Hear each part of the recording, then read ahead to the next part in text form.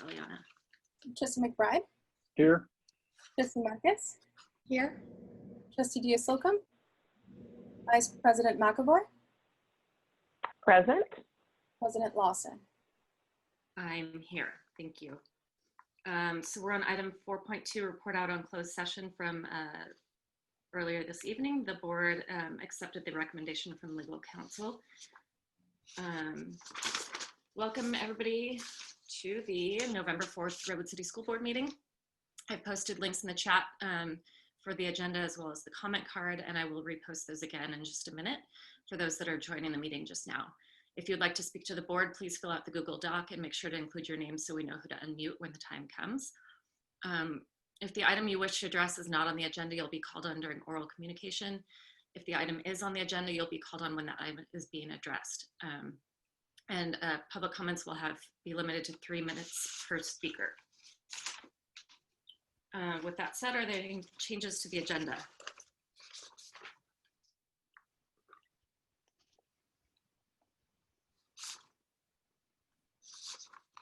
If there are none, is there? I'll make a motion to approve the agenda. Lisa, thank you. Second. Cecilia, can we have a roll call vote, please? Trustee McBride, Aye. Trustee Marcus, Aye. Trustee Diaz-Solcombe, Vice President McAvoy, Aye. President Lawson. Aye. As to oral communication, we do not have any comment cards under this item. So we can move on to bond consent items.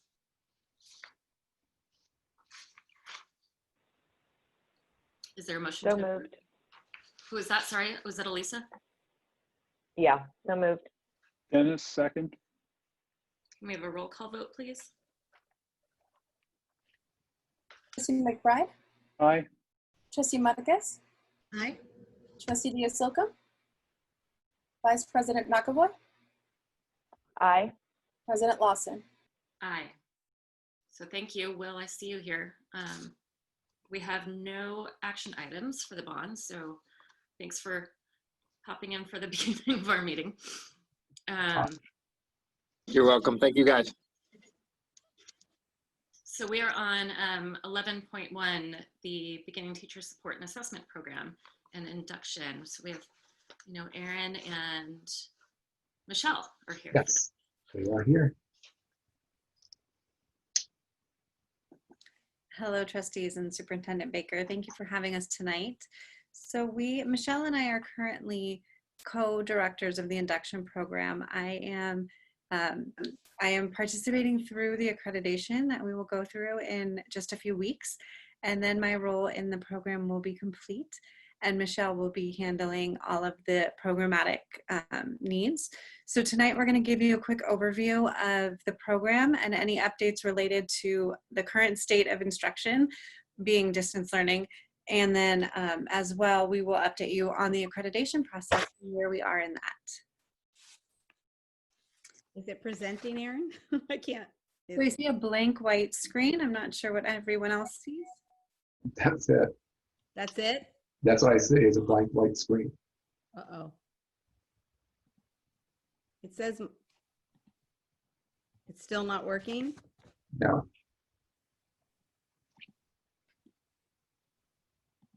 I don't know. Why don't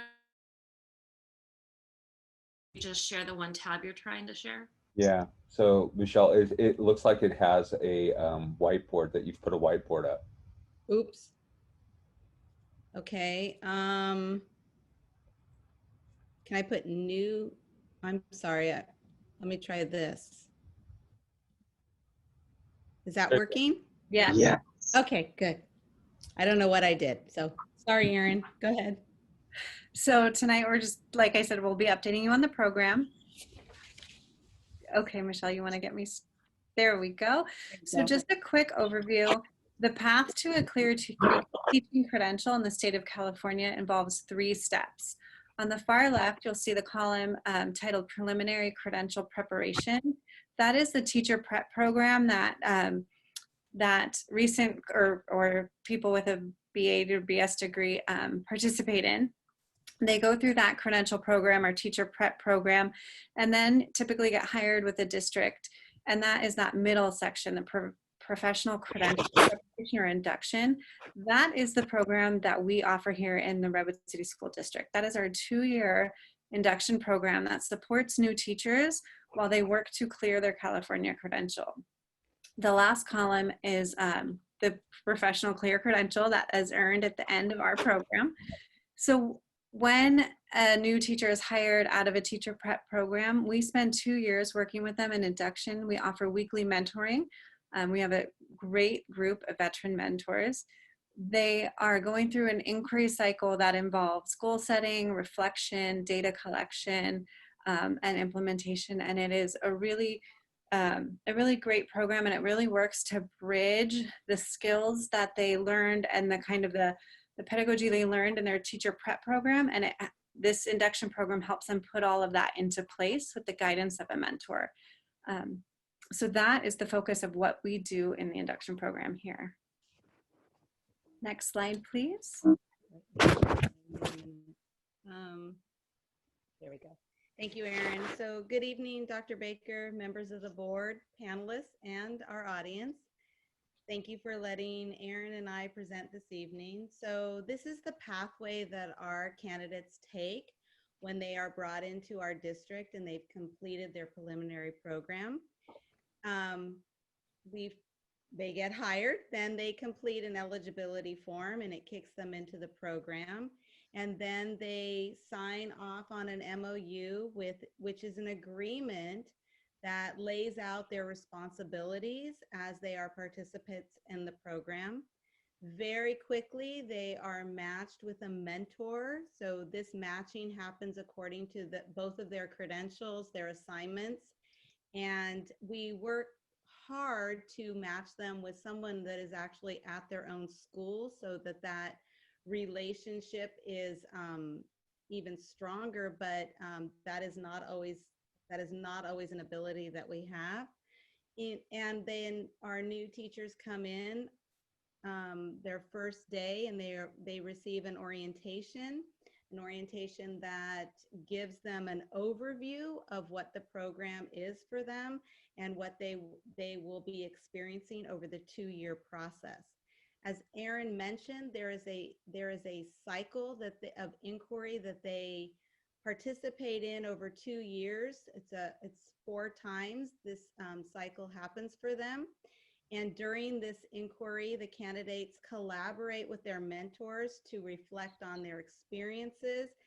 They receive input from their site admin. So they have meetings with their site admin. They look at the school goals. They look at their own progress, and then they set a professional goal based on their experience, based on the school's goals as well, and the input from the admin. Along the way, they're collecting data and they're engaging in research that is meant to move them towards their goal. And they are observed by their mentors, and they are offered time to observe others. They apply their learning from their preliminary program and their experience in the induction to demonstrate growth in an area of the California standards for the teaching profession. And each cycle of inquiry is documented through their ILP, their individual learning plan. This learning plan is then submitted to readers, and they are provided feedback, and based on that feedback, they make changes. They turn parts of their ILP in 4 times in the year: October, December, February, and April. And so they are given, based on their feedback, they're given time to revamp. And then once all their documents are completed and are passed by the readers over this 2-year process, they are then ready to apply for their clear credential. So there are goals, of course, with our program, and these are guides that we follow. We provide support for the candidate, the teacher new, so that they are developing, assessing, reflecting on their professional goals. And this goal is written within the first 60 days of when they begin the program, or the first 60 days within their year 2. The mentors provide just-in-time teaching. This is coaching that is related to the support that the candidate is needing or is requesting as they move through their school year. It happens that the mentors and the candidates meet at least once a week. The guidance is so that they are applying their knowledge and skills that they acquired in their pre-service program, that they're developing the habits of mind, this inquiry cycle that has reflection, is incorporating feedback. So they are adapting and changing their practices as they go through and improving their skill in their teaching profession. Above all, this is all so that they're meeting the needs of their students, and we are hoping and working towards teacher retention. So this is, these are our numbers that, that we have participants this year. On the left-hand column, we have years 19, 20, and 2021. So you see in the first box up there, it says induction candidates. In the 1920 school year, we had 18 candidates. This year, we are up to 34. The yellow section shows you the number of candidates and mentors that we have, and it's divided up in by the school. So you can see, for instance, that Selby has 3 induction candidates, whereas Roosevelt has 8. We try hard to match our mentors with the candidates at the school, but that is not always how it goes. So we have mentors spread out throughout the district. We currently have 20 mentors that are providing support for our candidates. And some of our mentors have up to 4 candidates, while others have 1 to 2. Then we have 4 teachers that are in the special ed candidate induction program. We do not provide this program for our candidates in our district. We actually have an agreement with the San Mateo County Office of Ed, and our candidates experience their induction program through the San Mateo County Office of Ed. And then we also have candidates that receive some, well, they're interns or probe zeros, receive some support. We match them up with a mentor or provider at their school site to be their buddy, to be their guide throughout their year as an intern or a probe zero. So they have someone that they can go to that provides support. It's not as formal as the induction program, but it is this additional layer that they have to give them some guidance through their year. So some highlights to the program, just to point out. We have some coaching that I've offered our candidates. It's beyond the mentor. If they'd like me to come in to just observe a class or provide some additional support, I am always there for them. So far, no one has taken me up on this offer, but I'm there if they need it. I will also provide feedback if at any point in time they need some guidance. We have really great relationships. I'm going in to observe the candidates and the mentors in their meetings, and I'm seeing some really strong relationships and guidance for our candidates. And I'm observing at least 2 sessions in the year.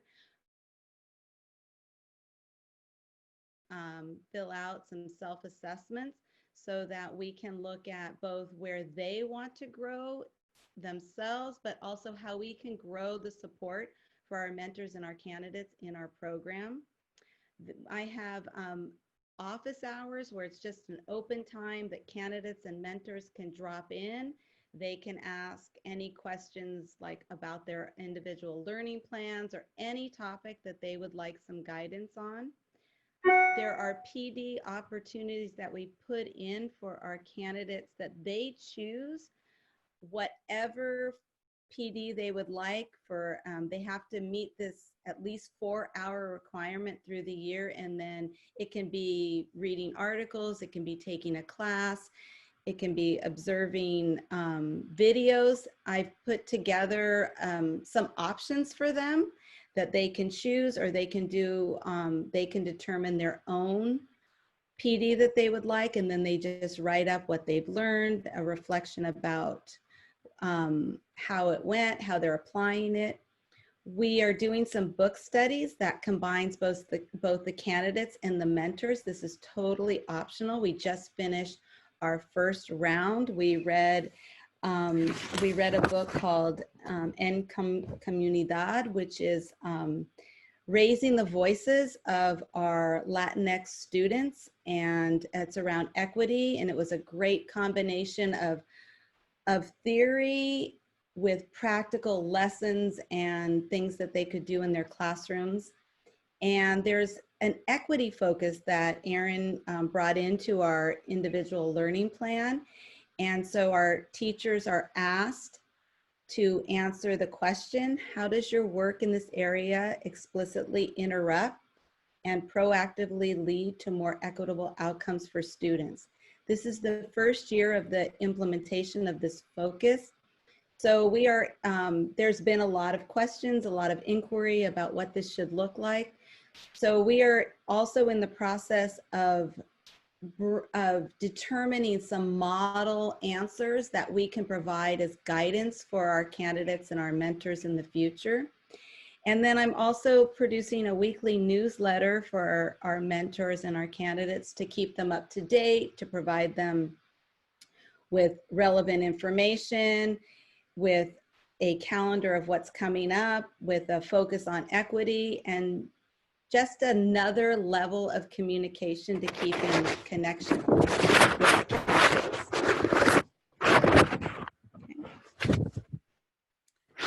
Okay, so with the induction program, we are required to do from the state several data points or surveys throughout the year. So we work with an outside group called the Sinclair Group to get this done.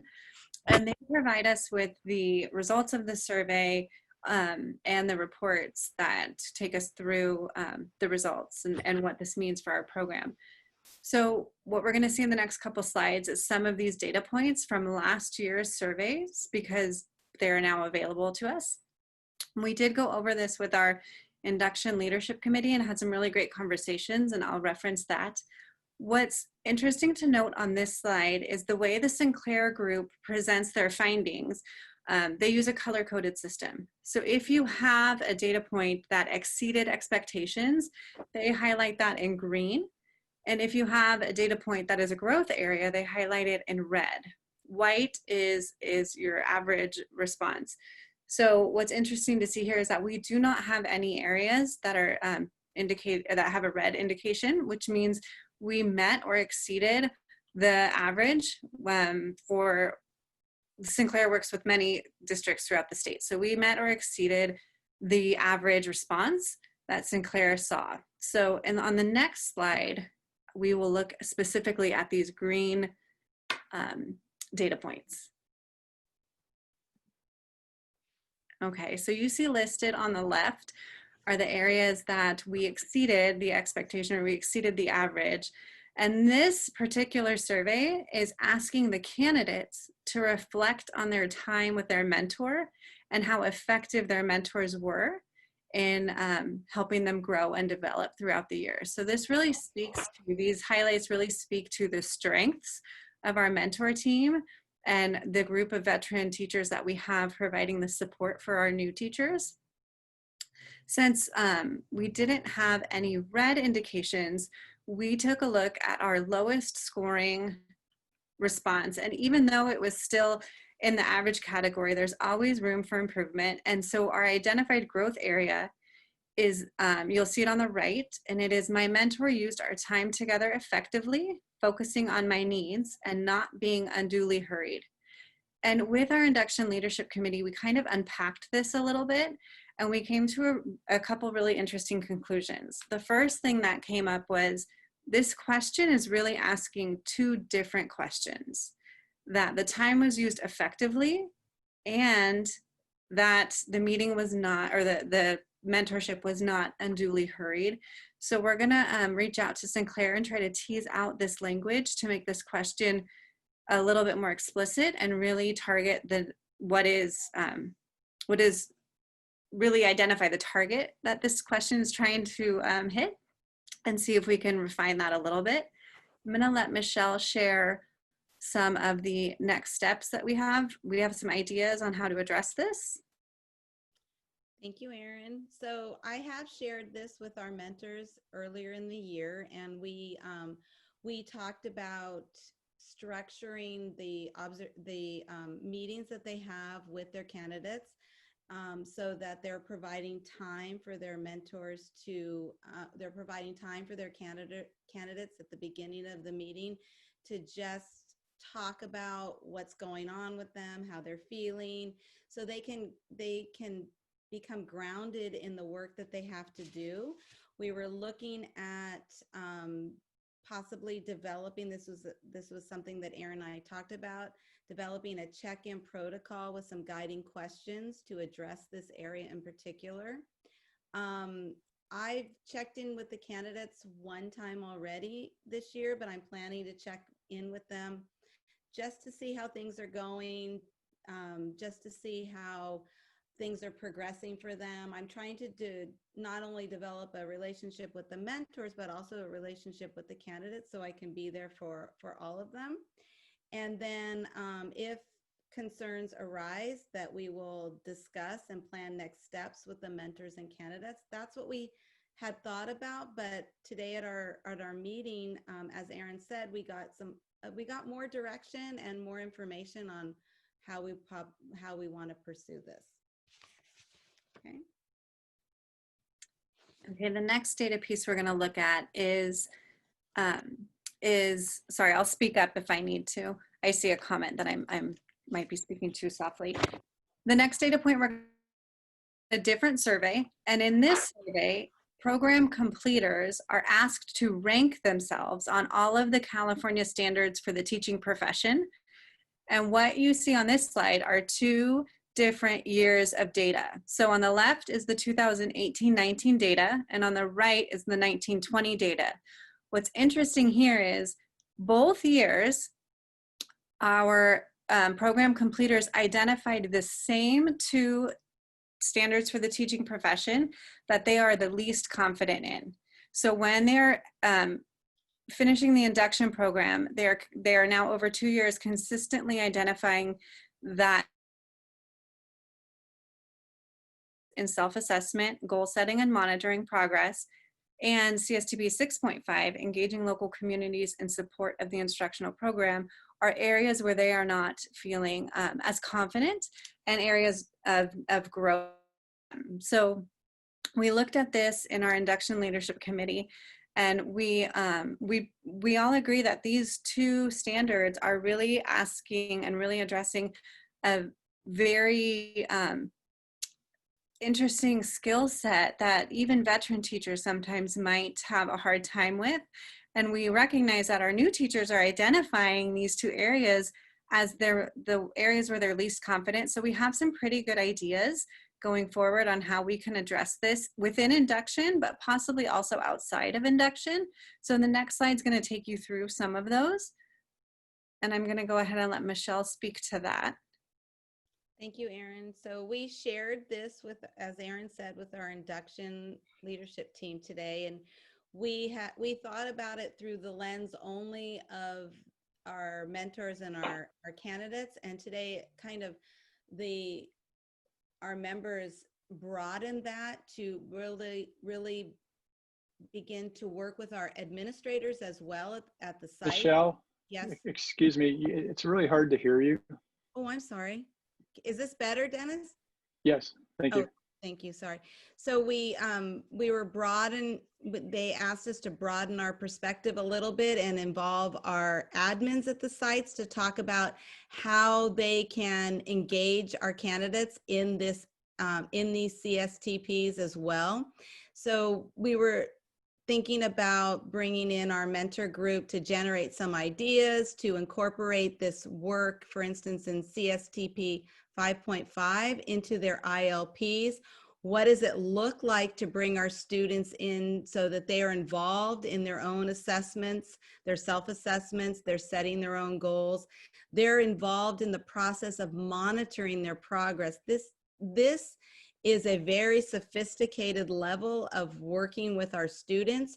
So we are hoping that we can bring in more than just our induction candidates and our mentors to work with us on this. And then the engaging local communities. This is another area that was brought up even with one of our leadership partners today, that they talked about being an admin and how they actually view this and how hard it is in the evaluation process about this standard and both these standards and what it looks like. And so really working to collaborate possibly to communities, having schools creating their list of the different communities and partners that they work with so that the teachers know who they can go to bring in resources, to bring in the value of those that are in the community into the classroom, into the instructional program.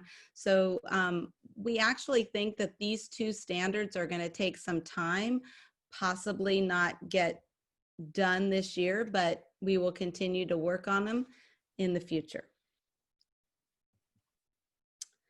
So we do have an induction leadership team, and we were scheduled to do our first meeting last week, but if you all remember, we had a little bit of a blackout problem, so we rescheduled for today.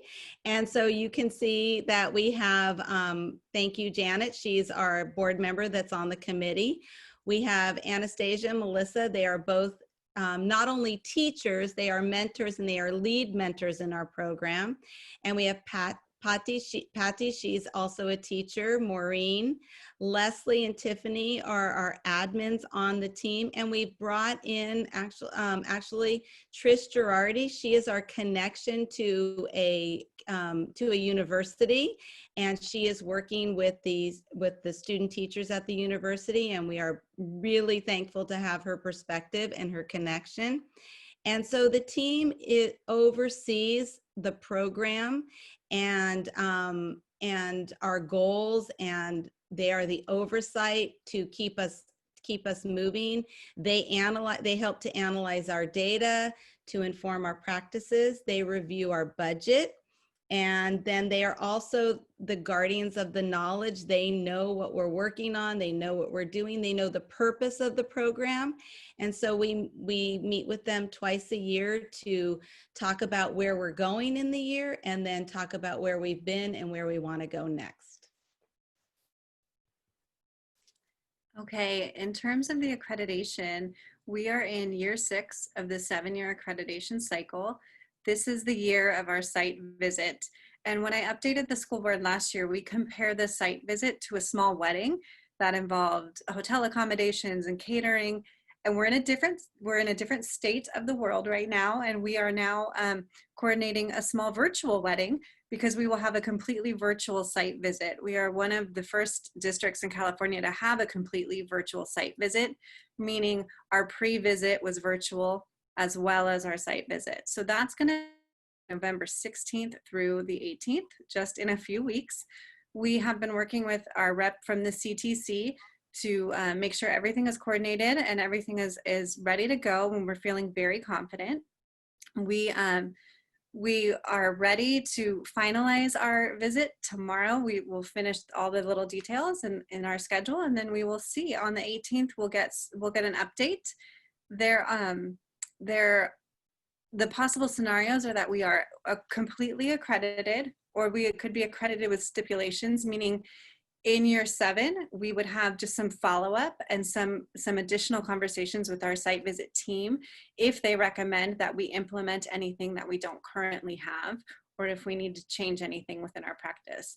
But we're excited to get this going. We have been working really hard with the CTC to make sure that being the first in California to do a completely virtual site visit, that everything goes really smoothly. This, I believe, concludes the presentation. Does the board or any panelist have any questions for us? I can't see everyone, so if you have questions, can you? Yeah, this is Dennis. I had a few. Go ahead. First, thank you. This is a great report. I really like the format. Secondly, what a great leadership committee. I spent 6 years on this committee, and it was one of them. And I look at the group of people, and it's really a fabulous group. So please thank them for all they're doing. In the past, before COVID, we used to have an end of the year where all the teachers would come together and kind of showcase their work and discuss things. Did you have anything like that this year? Or? Didn't do the colloquium via Zoom. We recognized the mentors and candidates at a school board meeting and then sent their certificates to them in the mail. Okay, thank you. And I think you should be very proud of the ratings.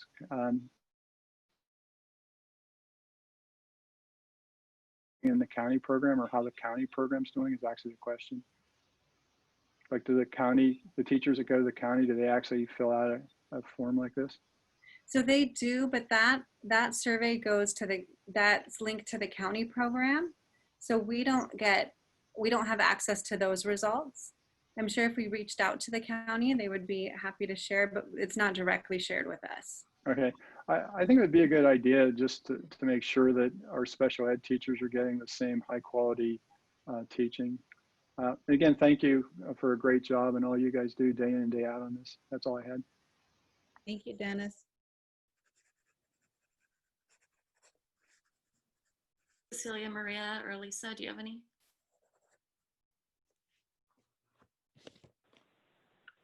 I'll just say go ahead, Cecilia.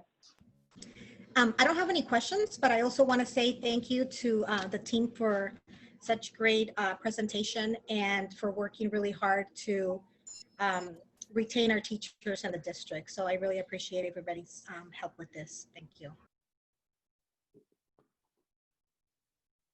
Go ahead, Elisa. Yeah, I wanted to say, just thank you very much. I know the program has been a really great program for years, and I love that you're in constant improvement mode. Even where we're doing really well, you're looking to how we can improve. And in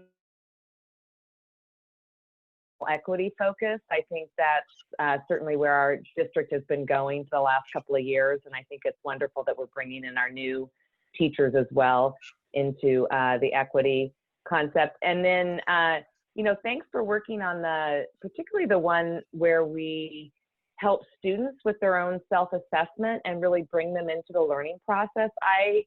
I think back to my children when they were in the district, and I just think how much they would have really more of that.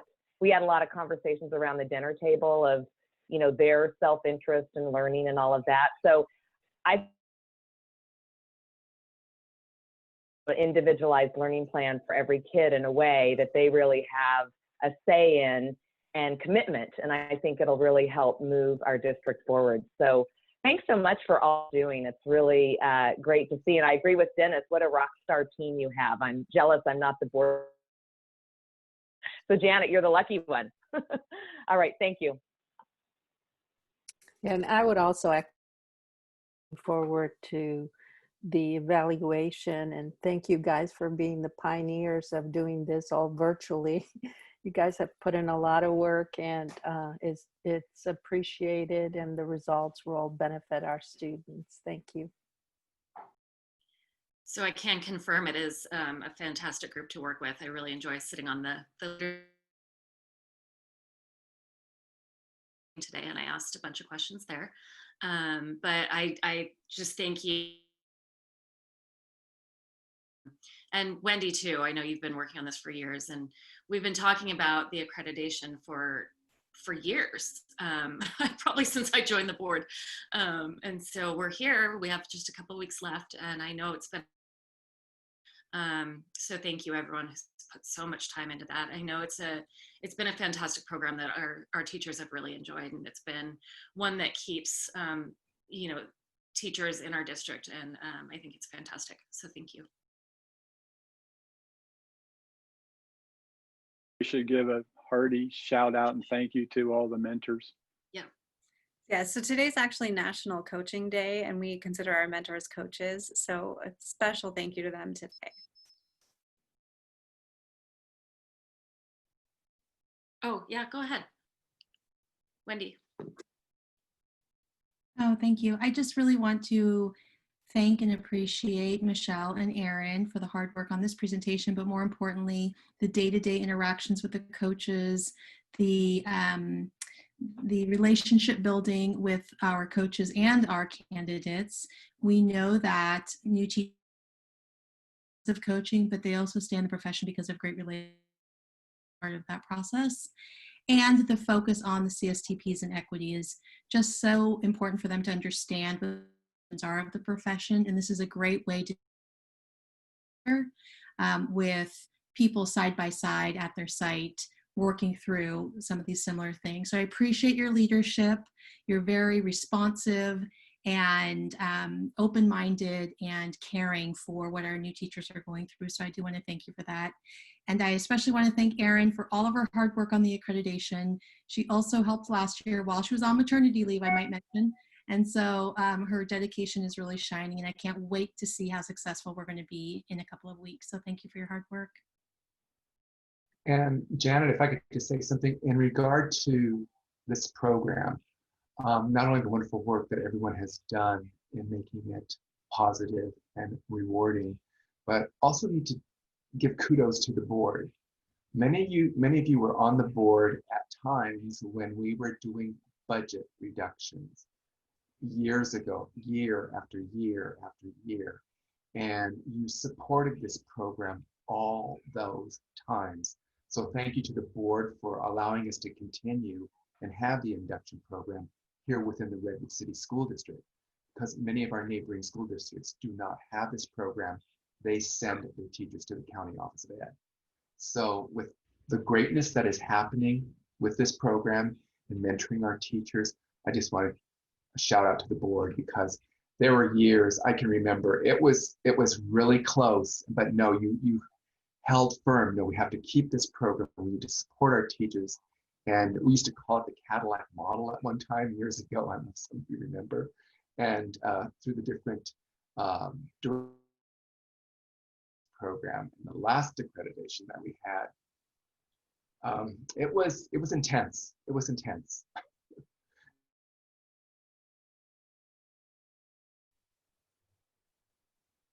Thank you, Michelle and Aaron, for being with us. I'm going to stop sharing. Yay.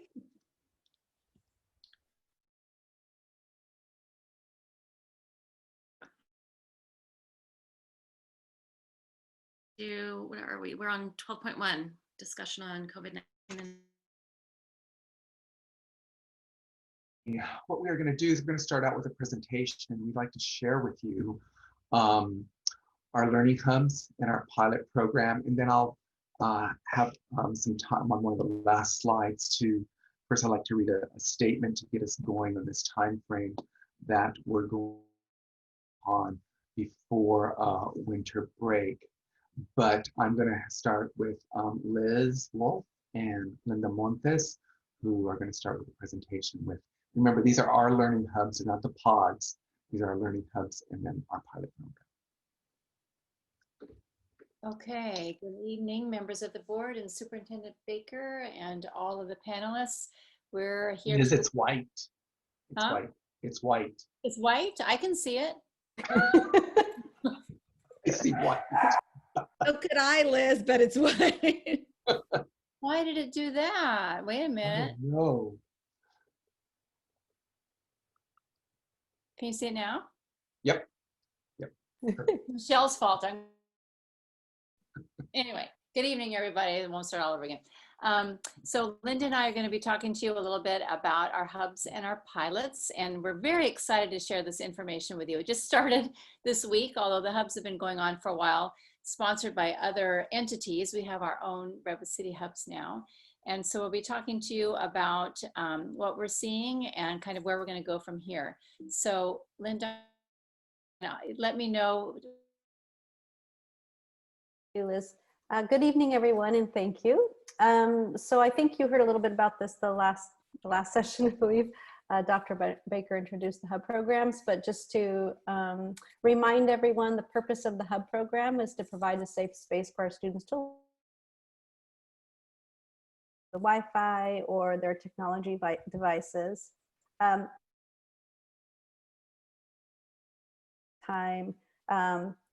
You know, with Wi-Fi connectivity issues, their devices.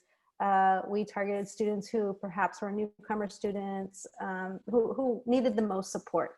And so we have a HUB leader who that they are progressing through with their classroom teacher.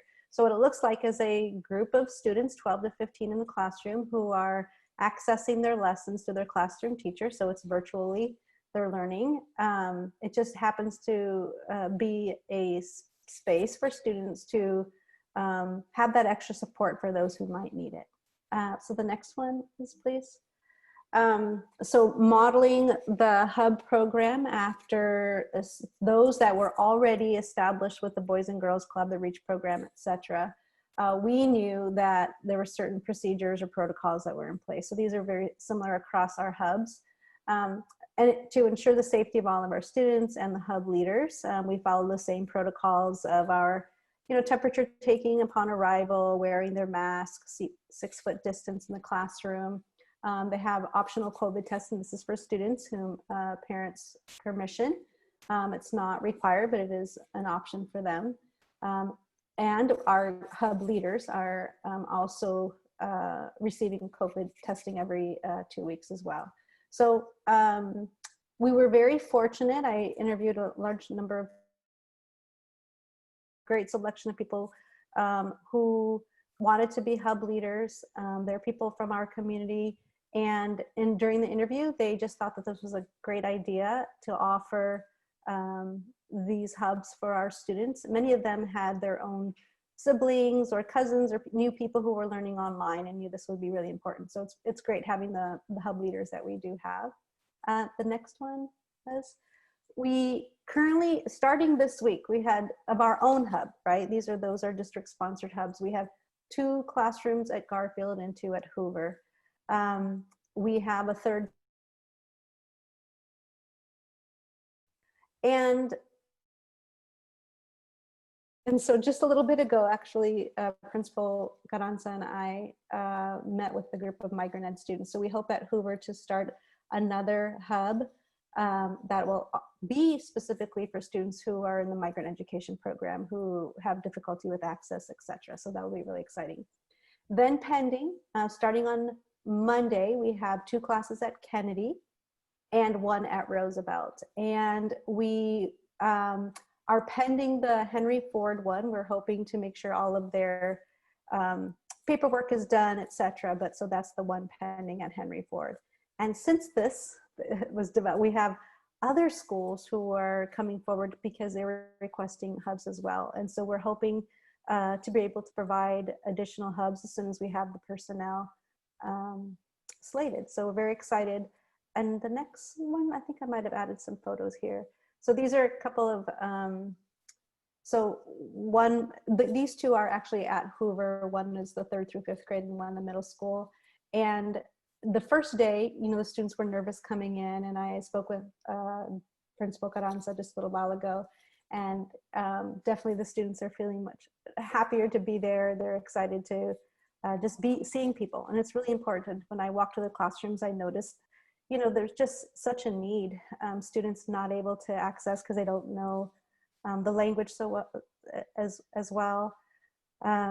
So, I mean, I'm really thankful and grateful that our district is able to do this. It is absolutely essential for many of the students to those that are kind of school dependent. That means they really need our support. It's fantastic to be able to offer this as an opportunity. And in the migrant ed meeting this afternoon, we had parents who were very thankful and wanting that to start as well. So I think that's it for that.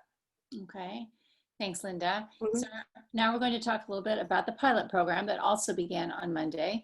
Excuse me. So in preparation for the beginning of the pilot, we needed to produce quite a bit of documentation for the San Mateo County Office of Ed and the San Mateo County Health Department, ensuring that our students were being brought back to school in a very safe environment, our students and our faculty.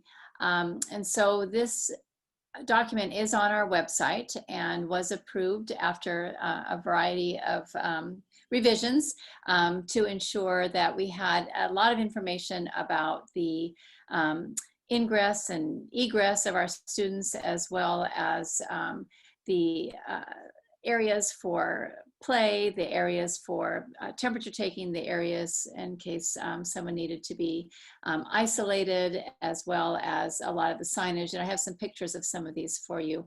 But what we really wanted to ensure that the community and our county office was aware of is that this really was a pilot program that was based on our focus on equity, and that just as with the hubs, we were really reaching out to the students who were having greater needs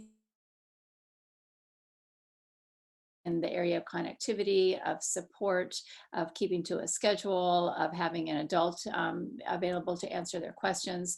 And so we've called out our document, as well as you'll see at the sites where the pilot program is taking place. So this is the information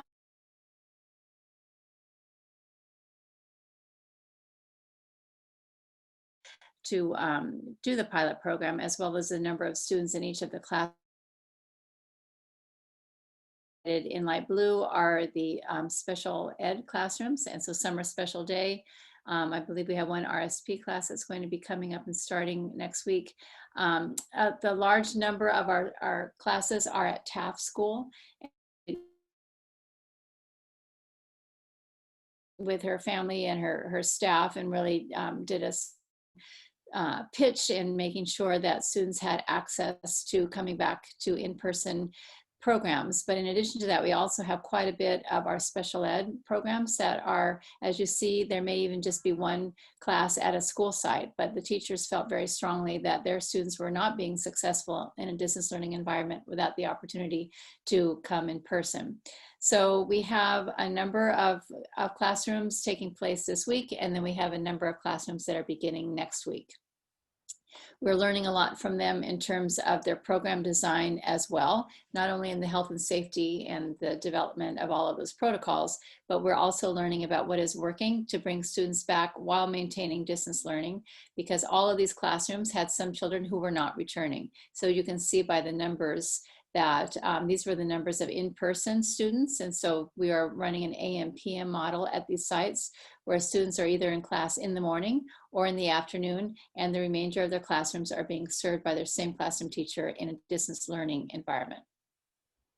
These are some pictures from Taft School to show you the kinds of signage that, and we really want to thank Martine and the facilities department, who has spent a tremendous amount of time working with each of the schools that has in-person instruction taking place to draw the lines on the playground for the different zones for the recess, to ensure the signage is available in the bathrooms, and the cleaning checklist, and all of the available protocols to ensure that the students are and the faculty are operating in a very safe and secure manner.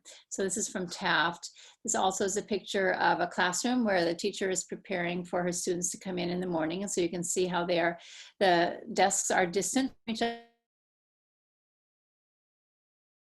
in this room, as well as the reminder right outside the door for the students to wear their masks, which they all were. And here they were lining up. First, this is the first day back at school, and they were their class members to show up and stay in line and walk to the class safely.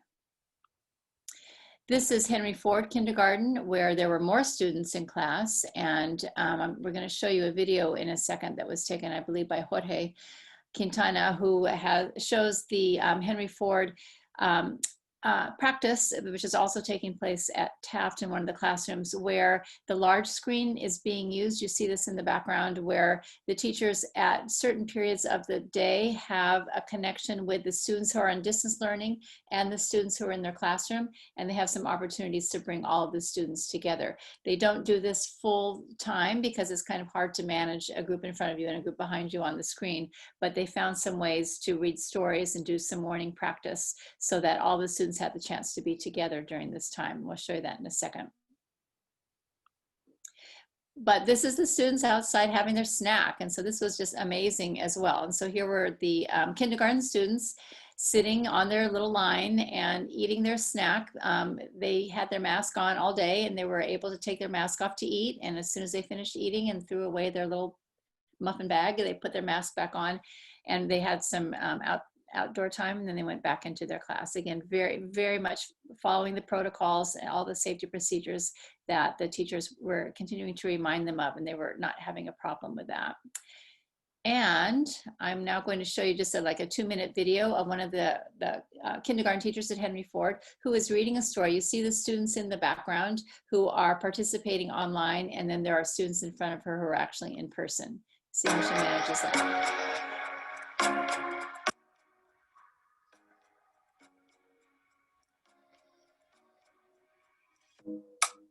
How about Claire? Where do you like to go? That's right, Grammy's house. I bet all of you like to go to your Grammy's house. Your grandma's house, your grandpa's house. Giselle, big loud voice for me.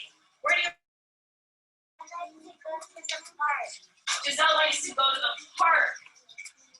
Marco, where do you like to go? I want to go to a hotel. So do you like to stay at the hotel? So you like to go to the hotel. Hotels are fun and cool. Yeah. And zoo. And zoo. Do you like to go to the zoo? Yeah, with cars. Awesome. How about, who is that? Devin up in the corner. Here's Devin, boys and girls. I like to go to Hawaii. You like to go to Hawaii. So does Mrs. Barstad. One of my favorite places. When you hear this sound,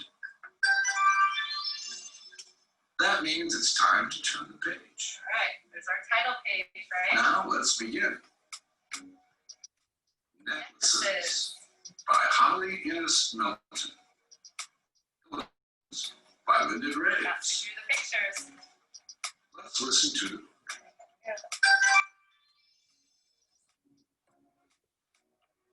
I need a necklace with nuts.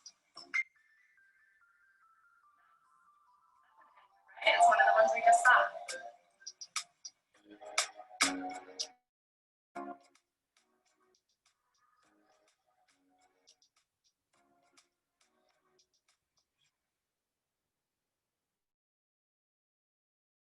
Idea of how great it is for the students to be able to be back in classroom. And so this is one last component here. And so Dr. Baker, were you going to talk about this? Is this? Yeah, I have something to say prior to this, but you know, before we go on to this with the next steps, I just want to, number one, thank Linda for doing the interviewing and getting the personnel for the learning hubs. Those are the Redwood City School District learning hubs. They're not the pods that are associated with our partners like Boys and Girls, YMCA, and so forth. These learning hubs are Redwood City. They're Redwood City employees. They're receiving some training and some staff development from our staff development department from Dr. Montes. So, you know, Elisa sent us some candidates along the way, which was great. So thank you, Elisa, for getting the word out that we were looking for some great leaders to help us out. And then with the pilot program, to really thank those teachers and administrators who came forth and really brought this together for many of our students who do need it. I would say go out and visit, but you know, you're not able to go out and visit as we're not supposed to have, you know, outside people coming in for a period of time. So we have to follow that model. But I'm really grateful for what it looked like. I was at someone coming in one direction because they were walking Others were coming in because they were coming on in their cars, but they followed the rules, had their health sheet done, taking their temperature, and then walking right in. They got hand sanitizer before walking in, cleaned their hands, and then went to their line. And it was great. It was great. So thank you all very much for moving forward with that. Really appreciate it. A survey and next steps. First, what I'd like to do is to acknowledge several parents that I have had conversations with over the last couple of days. So their understanding of the survey and also talking to additional information for me to have. But before I go into the slide with Wendy Kelly, I'd like to give you some background of where we are at this point in time. So I want to update you on the latest work our staff has been doing regarding the staff and parent surveys that we sent out recently. Principals are analyzing results and will be discussing these results over the course of the next week or so. I appreciate everyone who has responded, and if you have not already, please do so. The office staff is starting to call families who have not responded to these. I know there's still some questions from parents because of the parents that I have spoken to, and then also questions from parents that were at my Superintendent's Advisory Council meeting on Monday. And so we're going to work through that process of when we get a schedule at a school and what teachers will be there, what program will they choose, and have more information at that time. But first, I want to reiterate that we have a major priority and a goal in mind. And this is to bring back students, to bring them back in person. I believe it's the right thing to do.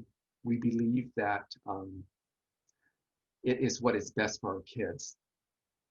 The pilot classrooms and the hub classrooms that started this week show that students are engaged and happy to be around their peers and to be on campus again. And I'm grateful for the ones that are going to start next week at a couple school sites. But we have a real problem in front of us. I'm very concerned about the teacher staffing at this point. We have not yet started the surveys for classified staff. We have only sent out the credentialed teacher survey. The survey that was sent out reflected that 71 out of our 400 teachers are concerned about returning to in-person medical conditions. And 21 teachers stated that they would take a leave rather than return in person with students. We specifically asked the teachers if they would return in person or not, and then whether or not they needed to work with HR to enter into a Americans Disability Act and Federal Employment and Housing Act process called the interactive process. This process is a streamlined process used to determine what reasonable accommodations the district can provide those who are concerned about their medical health. So HR can learn about any restrictions an employee may have in completing the essential functions for their. Then HR meets with the employee to discuss these restrictions. 71 stated that they have a medical condition that put them at the high risk of exposure to be around people, which definitely are children and other staff. And a reasonable accommodation to prevent the exposure could be working remotely off-site to reduce the exposure when there is one or more or many people on site. The district has an obligation to determine if remote work could be reasonable accommodation for the 2020-21 school year. These decisions are made strictly based on information provided by a medical doctor. We will not be able to replace 92 teachers with varying credentials, experiences, and specialized backgrounds to meet the needs of our school of choice programs and bilingual programs within this district.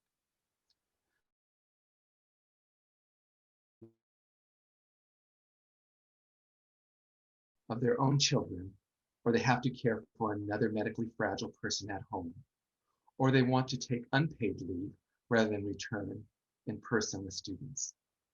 Per the law and the RCTA master contract, teachers have the right to family medical leave or an unpaid leave.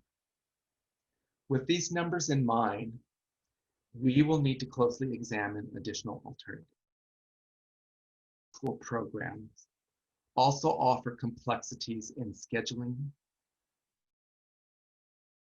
only single subject credentials that lead to difficulties in matching courses with teachers mid-year and potential increase of contacts of students.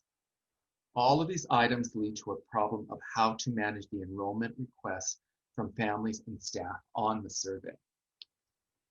So to bridge the problem between wanting as many kids on campus with adults, the desire to keep students with their current teacher and to manage the staffing concerns, a proposal I would like to discuss with you tonight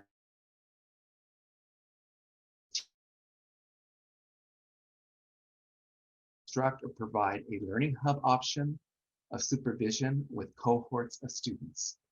Teachers would be provided a stipend to return in person and either teach or supervise the learning of students in a single grade or perhaps a multi-age setting. This would require either a hybrid schedule,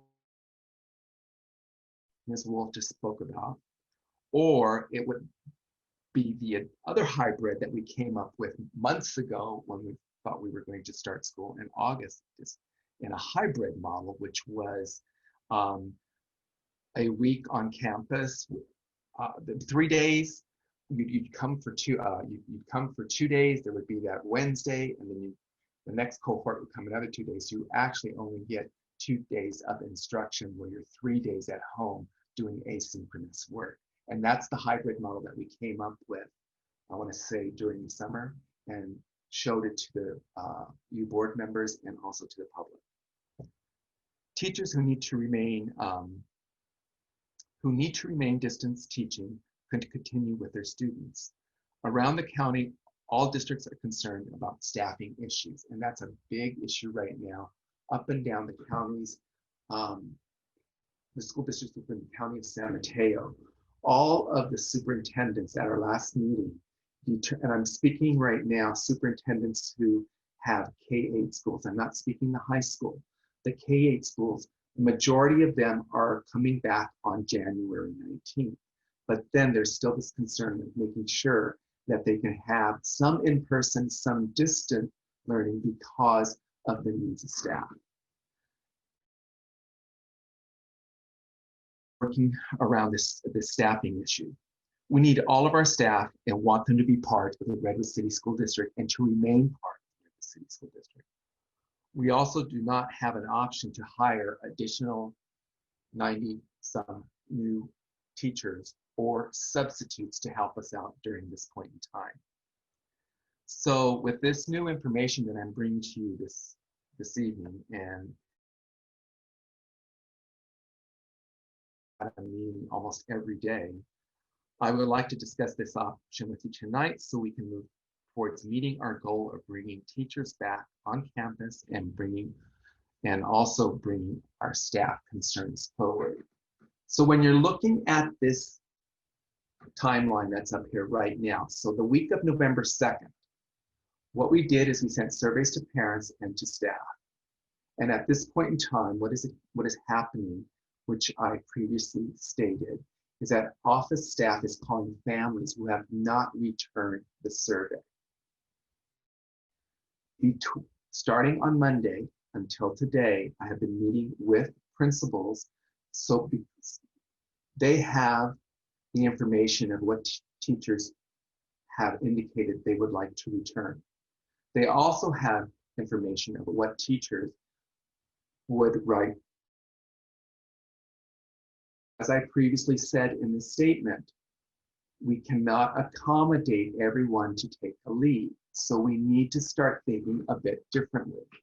And working closely with Wendy and working closely with the principals, we know that we're going to definitely need to have teachers. My desire is to have teachers on site, but also have teachers that do distance learning. So it'd be a combination of both. So at our meeting today with the principals, they know that they need to work with their individual teachers at their school sites to determine where they are in coming back.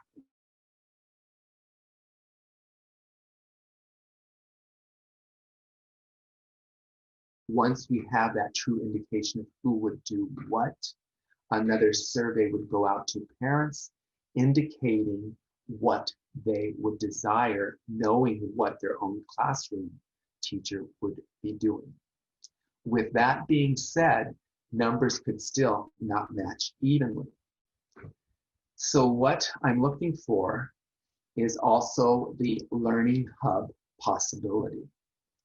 That learning hub seems to be quite essential for our students who are having difficulties at home, maybe because of second language, maybe because both parents are having to return back to work and there's no one to assist them.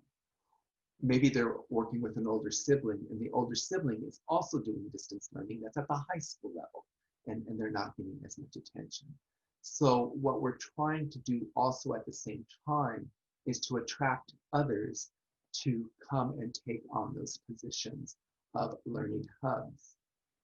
With that being said, I would need to have classroom space to do that, so that those teachers that definitely feel that they cannot be at the school site, we could start to use their classrooms for the learning hubs so that we could get some additional students back into the classroom if their teacher is not returning and if their parent is not comfortable with the distance learning for whatever reason they may have at home.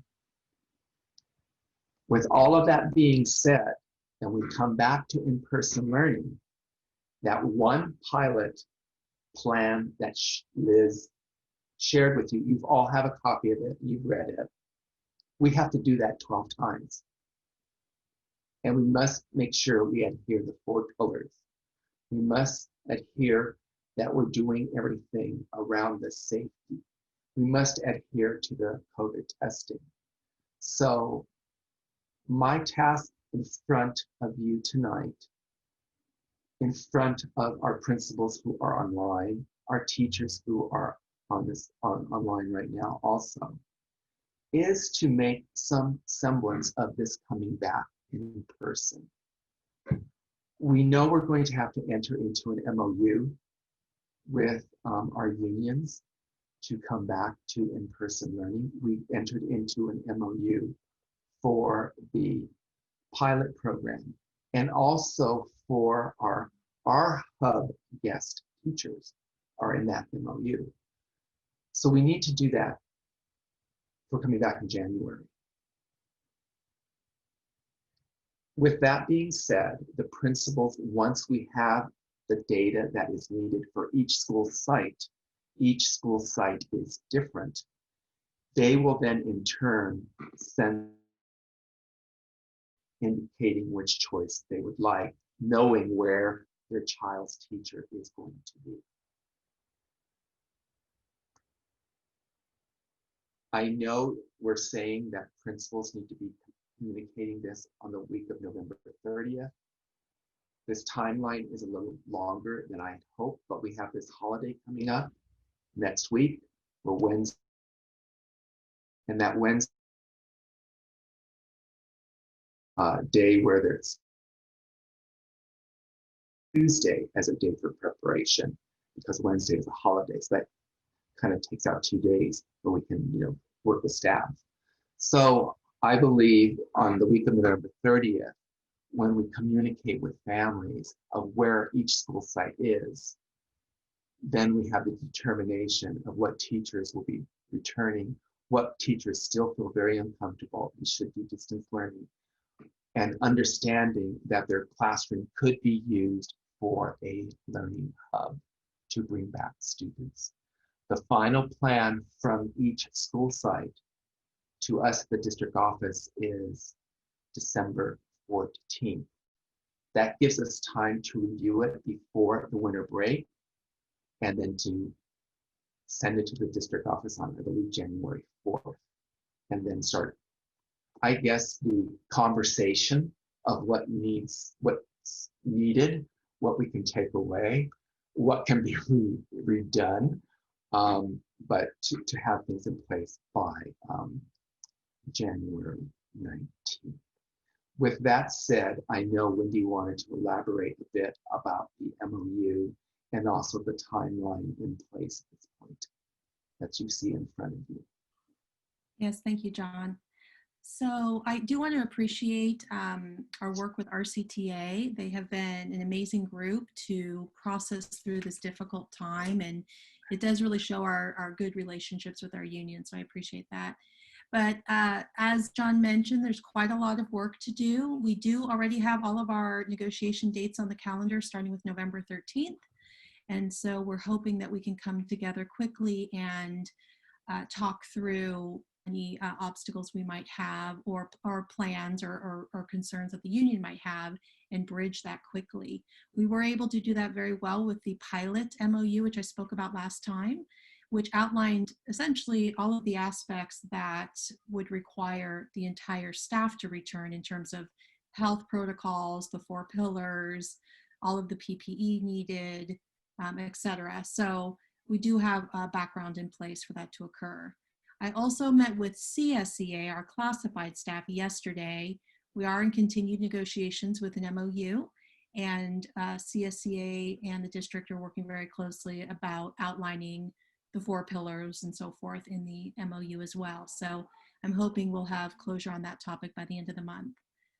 So at this time, we are available for questions and any comments from the board in regards to this information.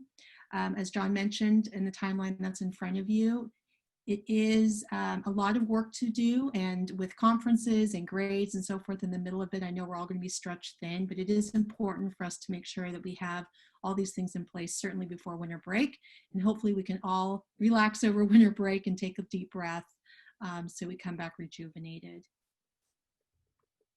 So thank you. One other thing that I just wanted to emphasize is when working with both of the middle schools, the two true middle schools we have, which is Kennedy and also MIT, the complexity of us creating a schedule for students that, you know, definitely would return, and making sure that there's the right credential with the right class. It's impossible to do.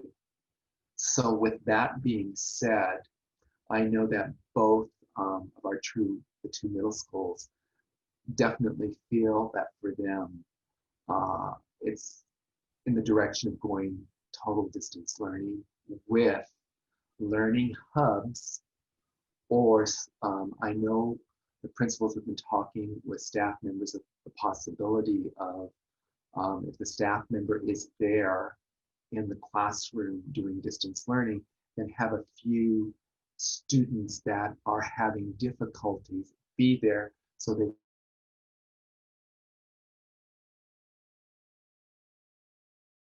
and matching the credentials with what is being taught and rearranging students' schedules. It's a nightmare. So it's most likely going in the direction of distance learning for the middle schools. Now that could also be the same type of scenario for our middle schools at the K-8. Their scheduling is not as grand as the other two, but it does,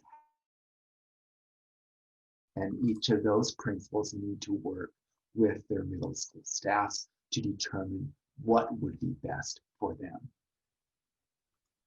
So now myself and staff would be willing to entertain questions from the board. Are there any questions?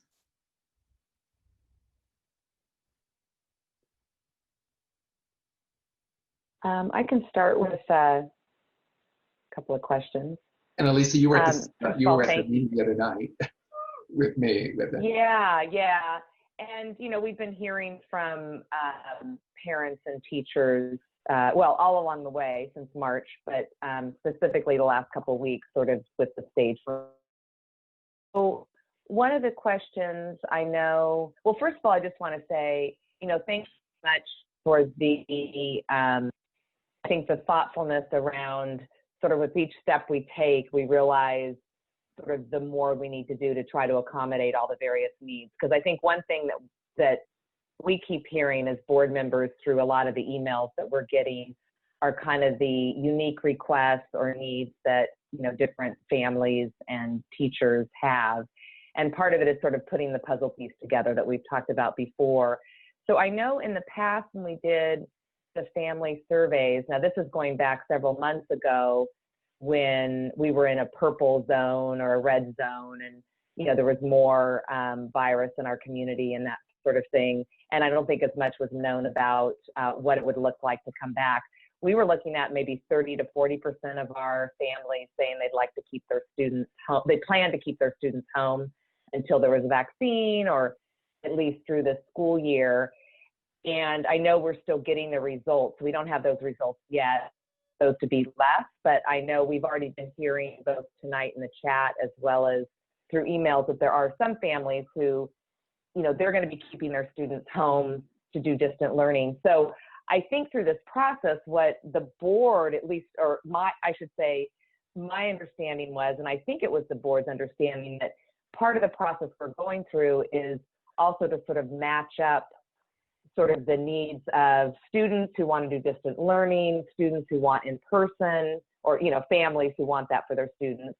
And then also we have, as you've just said, we've got some teachers for a variety of reasons, some health related for themselves, some health related for maybe those around them or childcare needs or whatever.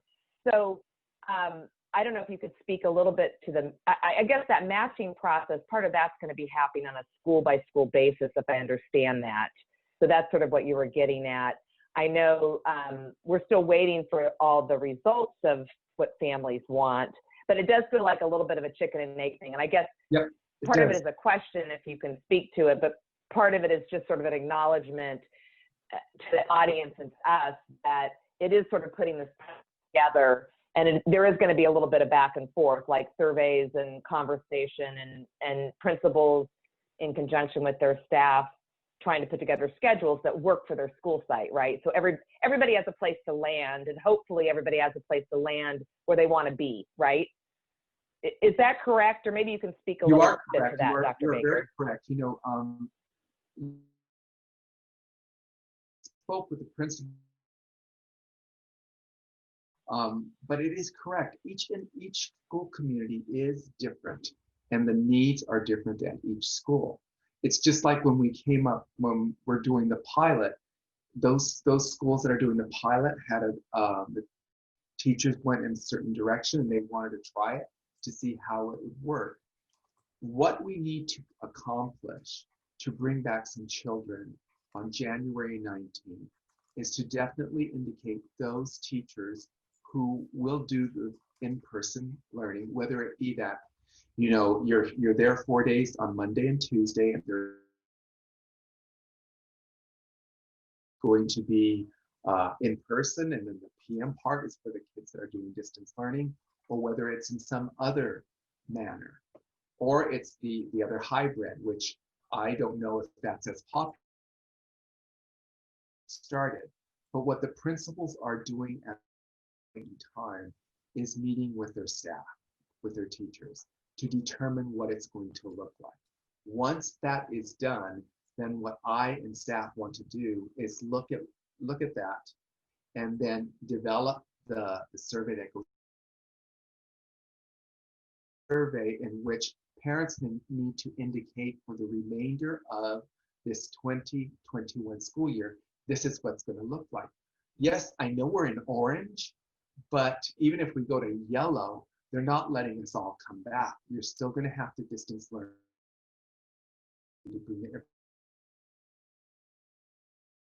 Distancing. And also the other pieces with the gatherings and so forth.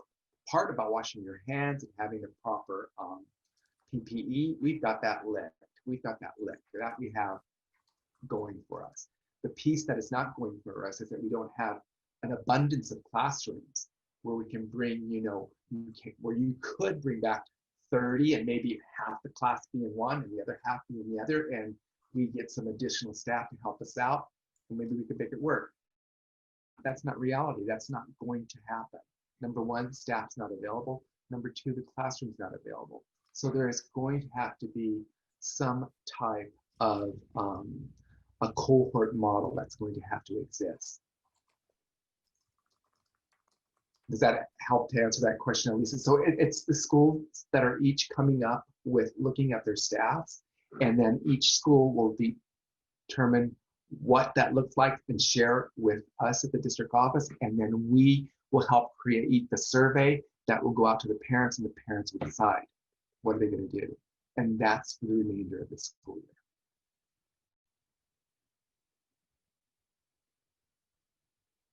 And then the other piece is the learning hubs. That's the other piece to that. That will be incorporated if I can find some additional people to help me with that.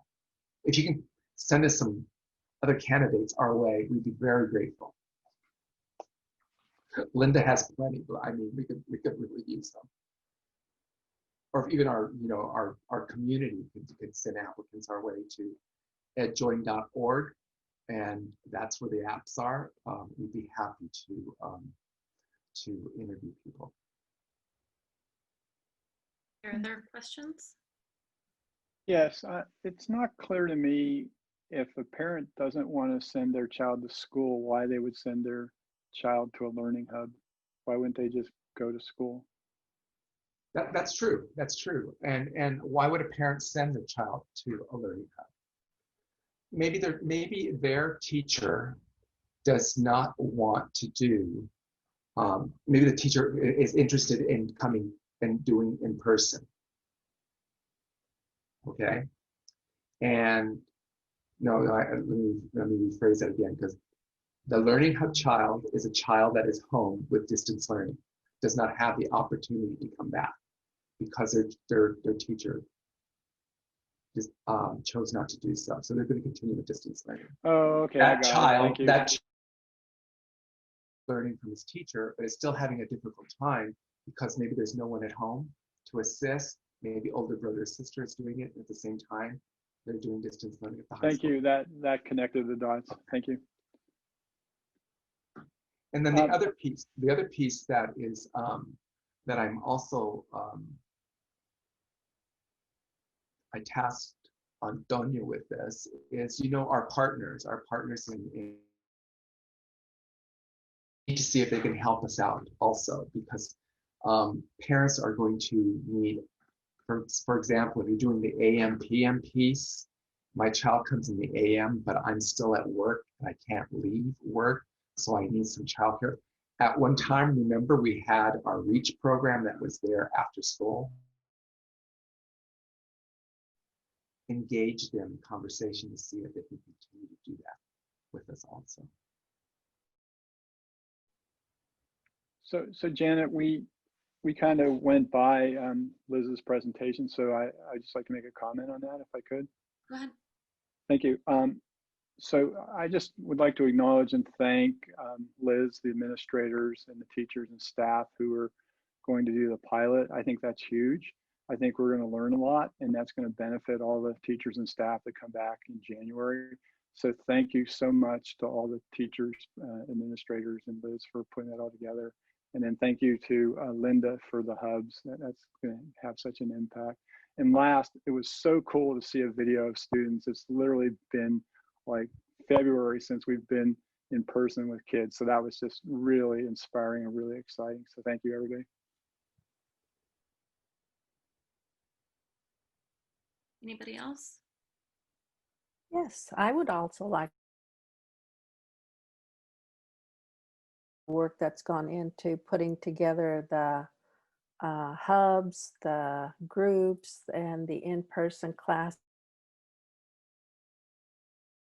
needed. This is really important. And I know that you guys have a lot to do this as staff. I really want to say thank you to all of you and to the teachers for going back and for being willing to take that risk where others are not. So thank you very much. So with that being said, there is a lot of work that will take place in the next few. I'm sorry, Cecilia. Yeah, no, that's okay. So again, I know this is not a one size fits all, and it's unfortunate. The only thing though is at this point, because we still don't have all the parents, like the results from the survey from the parents, we don't know at this time how many parents are willing to send their kids back to the classroom, correct? We have some of that information site by site, and we haven't disaggregated it yet.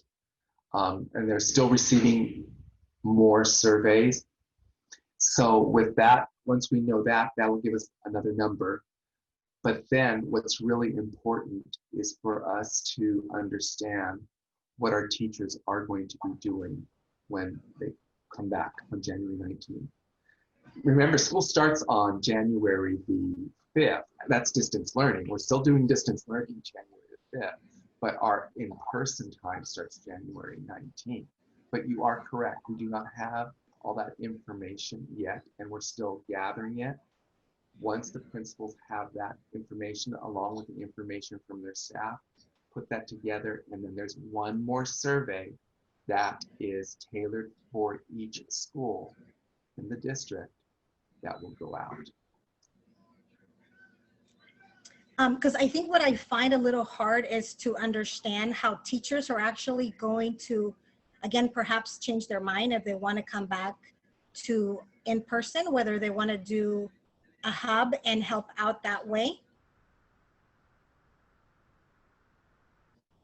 Hybrid model they're going to be using, whether it's going to be the AM, PM, or the Monday, Tuesday, Friday, correct? So I actually think that we may still have a little bit more information that we need in order for all the puzzle pieces to come together. There is still information that's needed to put the puzzle together. You are correct. This is just a small piece of it. There's more that's needed to put the puzzle together for each school site. For example, I'm going to use Kennedy. Have been work is a distance learning because of the complexity of the periods. Each kid has 6 periods, and then the periods are delineated by the teacher with their credential, and to create some in-person, some distance learning, it's not going to work. It will not work. So that's why I alluded to the point of saying that it's going to most likely be necessary for the 2 true middle schools to stay distance learning.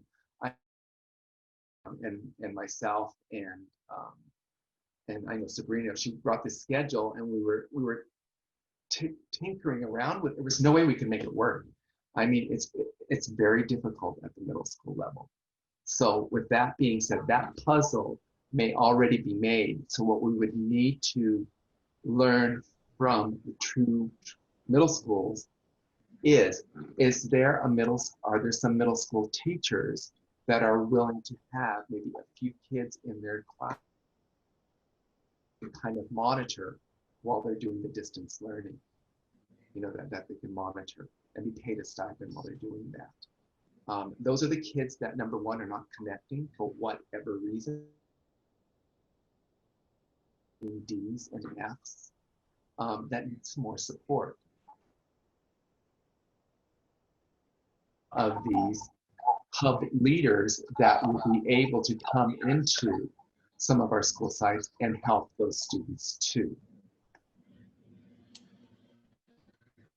Does that help a bit? Yes, of course. Again, because my son is in middle school, and I even thought to myself, there was no way that he only gets his math teacher 1 day out of the week and then try to work on his own for the other 4 days, because he would be doing the asynchronous, 3 days out of the week. But because of the block schedule that is set up at Kennedy, then he would only see his his teachers once a week instead of 2 days out of the week. So which would make it a lot harder.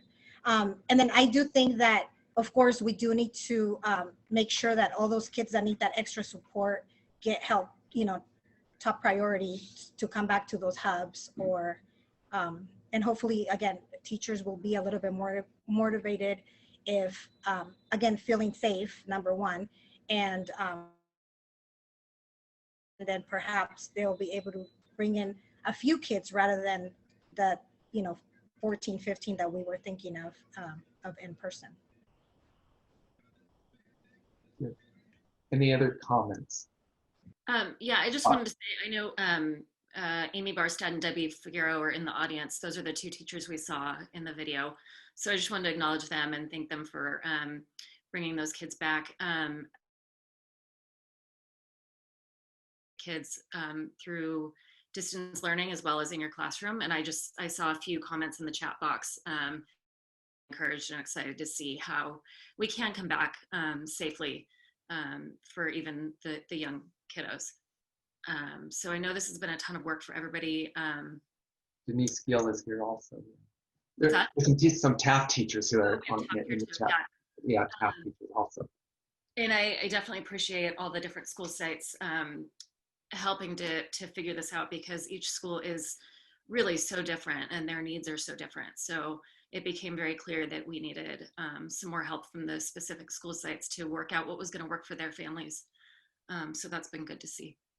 I do have a couple of comment cards on this. So Janet, I had one more question, sorry. I've been getting questions from parents where the is, well, if I stay on distance, do I get 4 days with my teacher? And if I go in person, I only get 2 days with my teacher. And then I'm gonna have 3 days with no teacher contact. So is there a way we could like make some sort of matrix that explains it simply, and what will happen if you are in person for 2 days? What happens on the Thursday, Friday if you're a Monday, Tuesday? Is there a way to do that so it's clear to parents what their choices are? And what, I know it's going to change, it'll be different by school versus hybrid versus AM PM, but at a higher level, is there a way to express that? And maybe there's not. Are you asking, Dennis, if a school were to go with that hybrid model, that we have something more explicit that would go out to that school's communities? Is that what you're asking?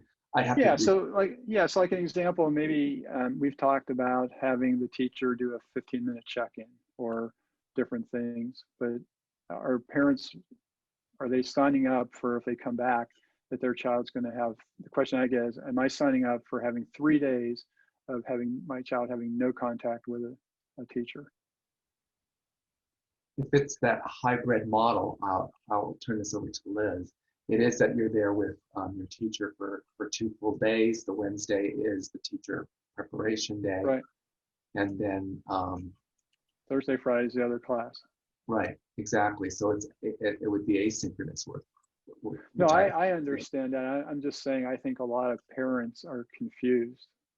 But when they hear the words on campus, they're thinking it's much more than 2 days. So I think we just have to figure out a way to have it be really clear.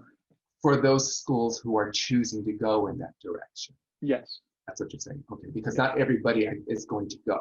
We have 12. Well, I'm going to say 10, and it'll go a different manner. Yeah. Liz, did you want to? Yeah, I just want to add, so it seems like there's been a bit more energy now around the AM PM model, because students can be in class 4 days a week. And so that's what most, if not all, of our pilot classes are trying out to see what that looks like.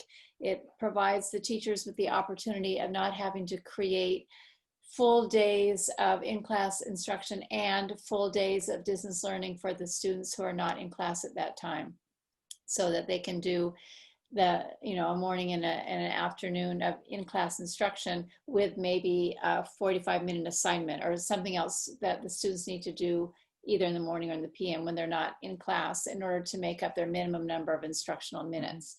And so that's one of the things that we're really looking forward to finding out through this pilot, is if that model really is the model that we would recommend going forward, rather than a 2-day on and then the 3-day off model, which is still an option. It's one of our options, but the AM/PM one seems to be one that more of our pilot teachers are trying out instead.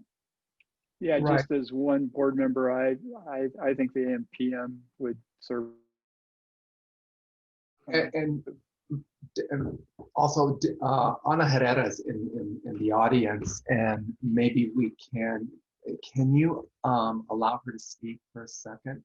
She also, with her, she told us this afternoon that one of her teachers was trying, and remember, we had thought about this, that maybe you could be in the classroom with the kids and at the same time do distance learning. And so the teacher has tried it on Monday and Tuesday. She goes, I can't do it. It's too hard. It's too hard. And I don't know if we can get. I'm on. You're on. Thank you, Anna. Would you like to? Because I got that question from a couple parents when I was talking to them, and I used an example of a school district that's north of Sacramento that was going in that direction, but then the teacher said it was just too hard. And they had to stop. And so the school did stop doing it and went back to just a total distance learning model.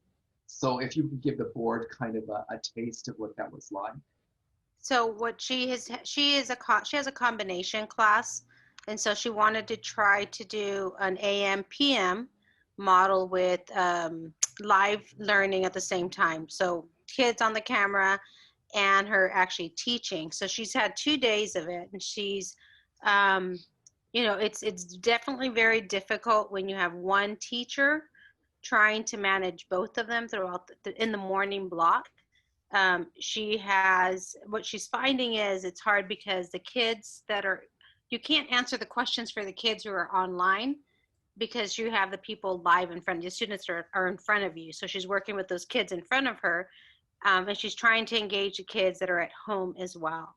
The kids are getting the lessons and being engaged in those lessons, but it's just very difficult to monitor. So in her class, she's having a lot of difficulty with that and trying to figure out, how do I manage it? She's trying to get into a routine. It's only been 2 days.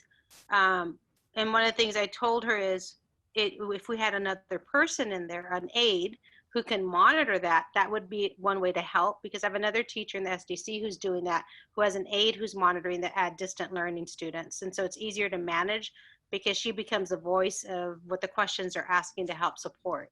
So the having someone there live at the same time, in person and having distant, becomes very complex, because you can't really do small group instruction. You can't really attend to the kids that are at distant learning, as well as the ones that are in front of you. So it becomes a management issue. And so she's just been struggling with trying to figure out how to make it work, to see how she can manage it and provide students opportunities to talk, as well as how do I do them into small, work with them in the groupings that she was doing in distant learning. So it's definitely, she loves the AM/PM model. She loves having kids in front of her in the morning, because she's able to address the 3rd graders in the afternoon and work with the 2nd graders in the morning. So for her combination class, she's loving having students in her class to be able to address each grade level specifically, because it is a combination class that adds one more layer to just doing distant learning, where we have other teachers who have just the 1 grade level. So they're only working with that 1 grade level in the morning, and then they do distant learning in the afternoon. So the complexity of having a combination class just adds one more layer to the distant learning model. Thank you, Anna. I do have a couple of speaker cards on this item. Do we want to take those now? Okay. So I'll go ahead and share my screen with my timer. Just a reminder that public speakers get 3 minutes for their comments. So we're going to take Catherine Stewart, followed by Indra Hernandez.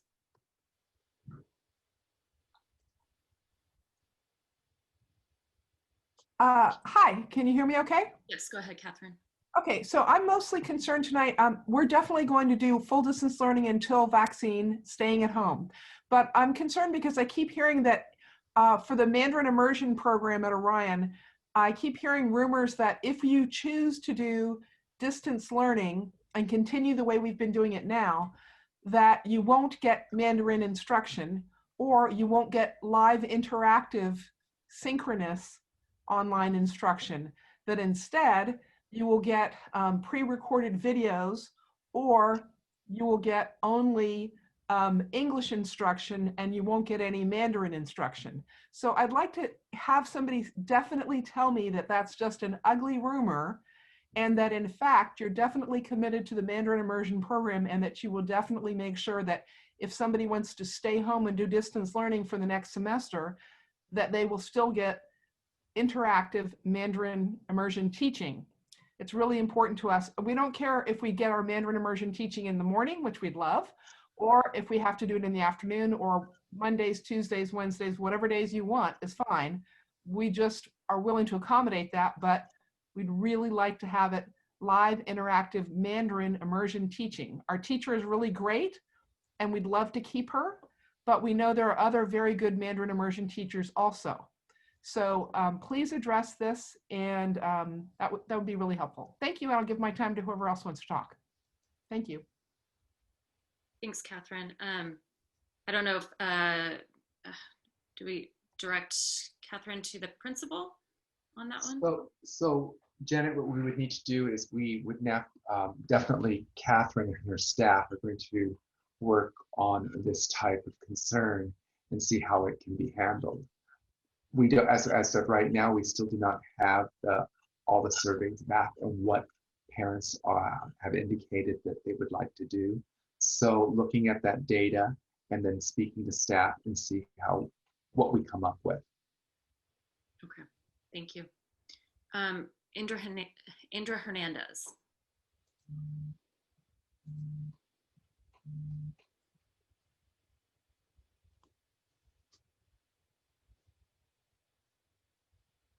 Kyle, do you have Indra?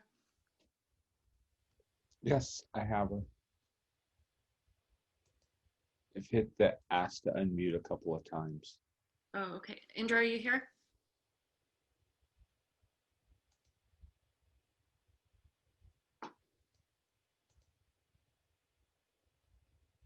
I don't have my list in front of me. I can't see, so I don't know. Who are you looking for? Indra Hernandez. Is she unmuted? Let me see. I've hit the ask to unmute. Oh, I see. So she may not be with us right now. Okay, well, this is our. I don't see her either. I don't even see her. She should be at the top of the list. She's at the top. She's at the top. So yeah, it says she needs to unmute. Right. Okay. And this is our last comment card, so I can't move on to somebody else unless she's in the chat anywhere. No, I don't see her in the chat anywhere. Okay. I guess we will move on. If it sounds like Indra may not be at her computer or something right now. Okay. Okay, so we will have an action item on this a little bit, well, after consent. Was that everything, Dr. Baker, you wanted to go over? Yes, just that we'll be keeping you abreast at each board meeting, and then as I meet with you, individually or together, how I do that every week, I'll keep you definitely in tune with what's happening at each of the school sites. Great, thank you. Okay, so that brings us to consent. Is there a motion to approve? I heard Maria. Cecilia, was that a second from you? Yes. Okay, the audio was a little funny. Okay, so Maria and Cecilia. Call vote, please. Trustee McBride? Aye. Trustee Marquez? Aye. Trustee Diaz-Silva? Aye. Vice President McAvoy? Aye. President Lawson? Aye. So thank you. We're on item 14.1, the approval of return to in-person teaching and learning. with the staggered start.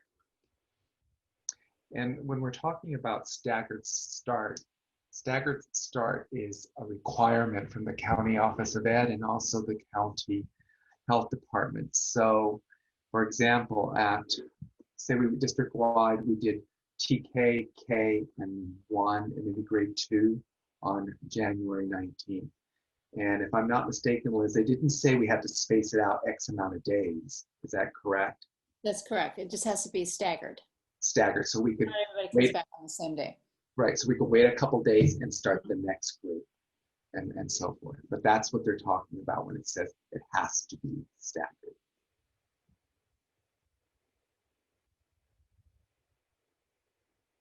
Any questions on this in-person return date, which is January 19th? I think we've been over this plenty, so I'm not sure there's any questions. Okay. Let's see. Dennis, where are you? Oh, there you are. Okay. I don't see any questions. Is there a motion to approve? So moved. Second. Second. Dennis, was that Elisa? No, it's Maria. Maria, okay. And a roll Maria. call, please. Trustee McBride, Aye. Trustee Marcus, Aye. Trustee Baker, Aye. Vice President McAvoy, Aye. President Lawson. Aye. Thank you. 14.2, adoption of resolution 13, declaring intent to lease surplus property. And I see we have Dominic here with us. Yeah, we have both Dominic, we have Janet Mueller. Welcome to both of you. As you know, we had entered into an agreement previously with a private school to rent our Granger site, the former Adelante, but it has not gone in that direction. So I have Janet here and also Dominic. Janet to really address the rationale for the resolution, and Dominic to give us an update of where we are, which is good news that you sent us earlier today. And I'll let you share that with the board once Janet gives the overview of the resolution. Thank you, Janet. Okay, well, good evening, everybody. So this is an update on where we are in terms of the Adelante, looking for a lessee for the Adelante site. As you will recall, earlier in the pandemic and in the springtime, we ended up having to terminate the lease transaction that we had entered with a particular school. And since that time, spent a lot of time, invested a lot of time, actually Dominic could tell you about that further, in pursuing a use and occupancy permit from the city to help cut short the time and effort that it would take for a future tenant to pursue that kind of a use entitlement from the city. In the meantime, now we actually have received that permit, actually as of today, received that permit and wanted to bring an action forward to you to start an RFP process again. And that's primarily because under the law, even though we got the waiver from the state to go with to not have to go through a more restrictive competitive bid process, we did still need to go through an RFP process. And when we did this last time and then it didn't consummate in a transaction that worked for us in terms of a long-term lease, there's really no relief provided by the education code. We don't get to shortcut the process the next time around. We really need to kind of go back through the process again. So that is what we are bringing forward tonight, which is essentially meeting the requirements of the education code to tell the public that we are going to commence that process and also notify the public when we would expect the board to review proposals received and then to provide additional direction to staff.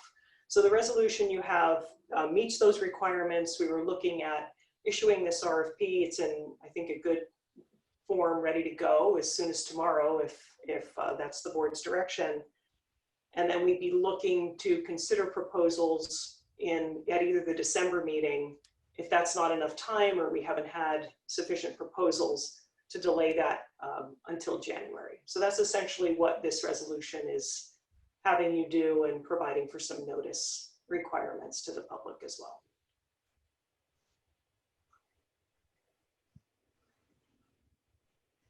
Dominic, do you want to catch up the group on where we are in terms of both the permit activity as well as your thoughts about the RFP process itself?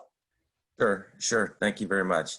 So as you may remember, board, what you last authorized was us to move forward. We hired a architectural firm to help us through with the various architectural plans and such that we needed for submitting for the application for a zoning administrative permit.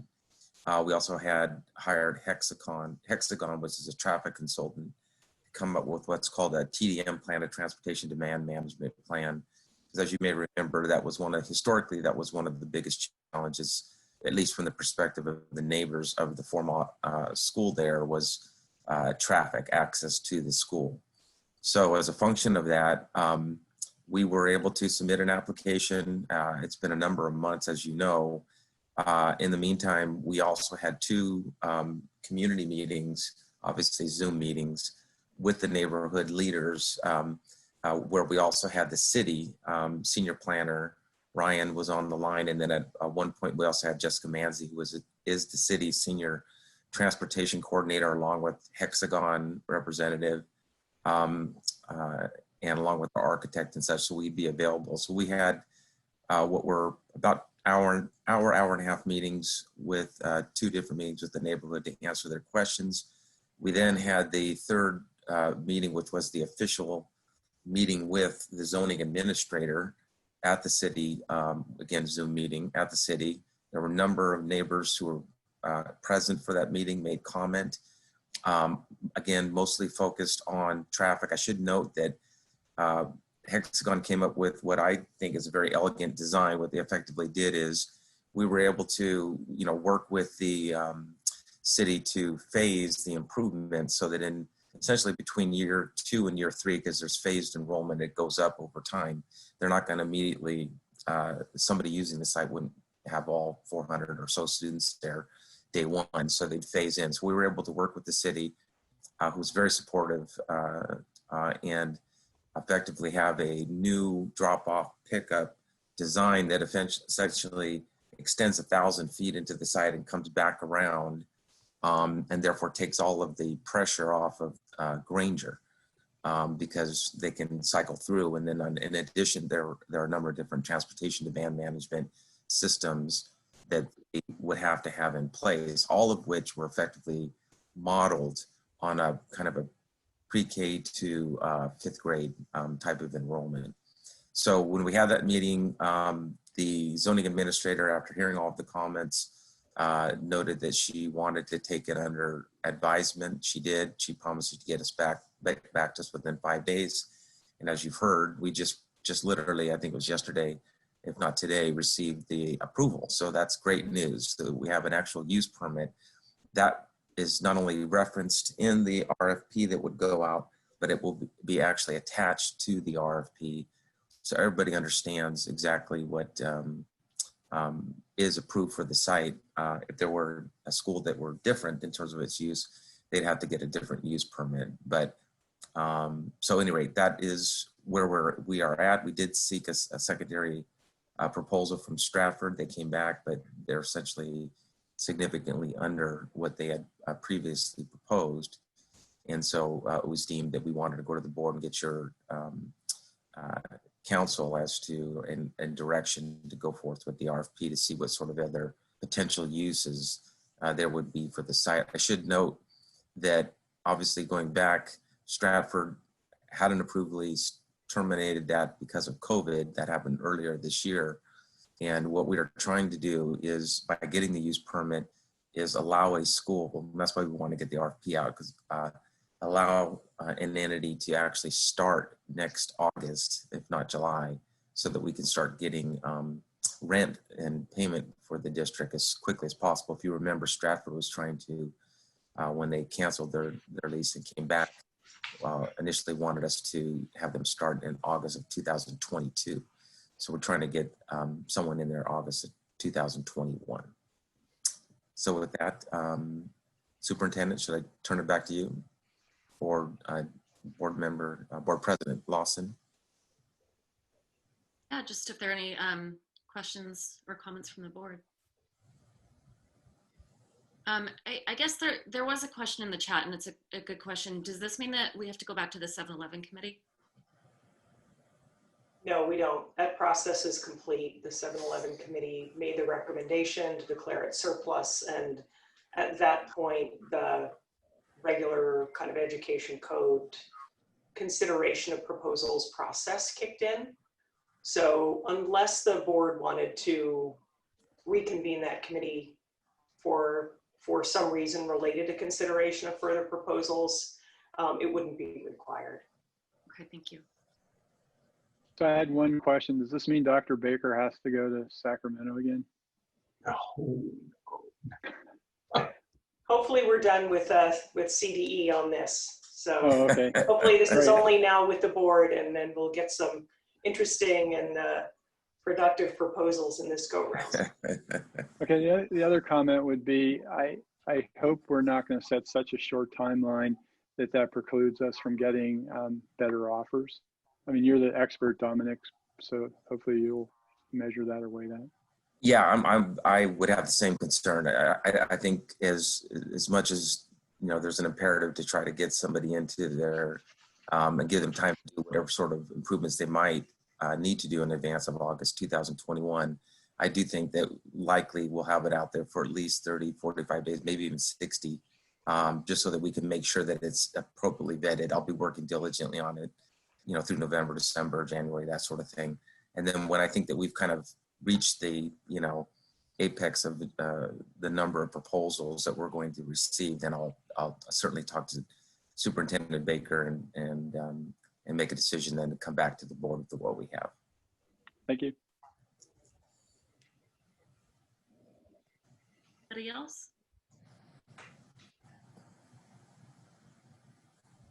Okay.